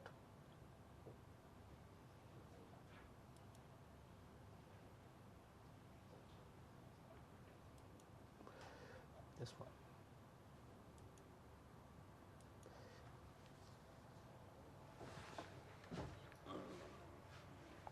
Okay. So, this is the sensor which I was talking about. My sensor has been done by my student, Samuel Loper. He found a way of how we use this particular type of mini computer or nano computer, whatever you call it, Raspberry Pi, and you can use it for acquiring data from the sensor into your device. So, this is how the Raspberry Pi looks like. So, it is the size of a credit card. And it's powered by it has USB ports over here, like through which you send in the signal or you get it out. It has a Linux operating system. It doesn't have Windows, or so it's a freeware, digital inputs and outputs, and so it also has a Bluetooth. So, you can use a Bluetooth connection to get it connected. We also had to have, because our signal was coming in as an analog form, so we had to get what we call an analog to digital converter. So, we need to convert our signal into the digital form, because the Pi kind of only works with digital signal. So, this is our analog to digital converter. This is just details of how to connect the pins, which pins to be connected where. So, this is after that they had to install, and the advantage, any one of you here know how to program in Python? Yeah, if you know, you would know that the advantage of Python is you do not have to actually have to if you look hard enough, somebody has already done the program for you. You might have to just go there, pick the program up and change the parameters. So, actually learning a code and doing the program is, I think you should do that, otherwise you would not be knowing what the code does, but you do not have to write, and this is what this guy also did it. He is so he actually wrote the code over on one night, and I was very surprised that he did it in one night. He said no, he found out the other people's and he kind of modified that. So, I would consider that as plagiarism, but apparently in the software world it is not, because everything is free, and so more you can. So, one thing that you have to use for the resolution is to find out to convert for the ADC voltage we have to use this particular to see what voltage we need to put into the system. So, this has 16 bits and our voltage supply is 5 volts. So, we have to use this to connect for our analog to digital converter. This is the code which he wrote to kind of get, and this is he used a particular type of MATLAB to plot the final data. He had to put in also a filtering and graphing code, so that we get in. So, there were different libraries. So, again there are different versions of Python. He used Python 2, he did not use Python 3 because of some of the older libraries. So, this is our current sensor which is working over there. In actually this is the current one. So, from the sensor he's got it connected to our Raspberry Pi, and what it is detecting right now is, if this is where a hybridization, you saw all those histogram graphs, those used to be done after the data was taken. You have to transfer the data into an Excel file and plot the data and find it out. Here right now when the data comes in, this is whenever this is an arbitrary data, it is not a hybridization or not. We actually can see whether it is hybridized or not by shifting over there, and he has a code written which, if it goes over, we look at a certain we actually look at the area under the curve, and once we find that out, if it goes over a certain, we say it is yes, or whether we say it does not.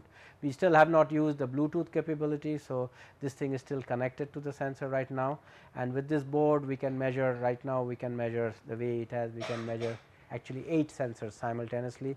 So, we can do and our ultimate goal is to make maybe 64 or even 128, and so more measurements we can do, we can be more sure of our results. For example, salmonella, only one DNA is not good enough for telling salmonella. We have to do a number of different strains, different strands of the DNA, and also we are planning to use that with this to do some kind of sequencing. Okay, so that's all for today. Questions?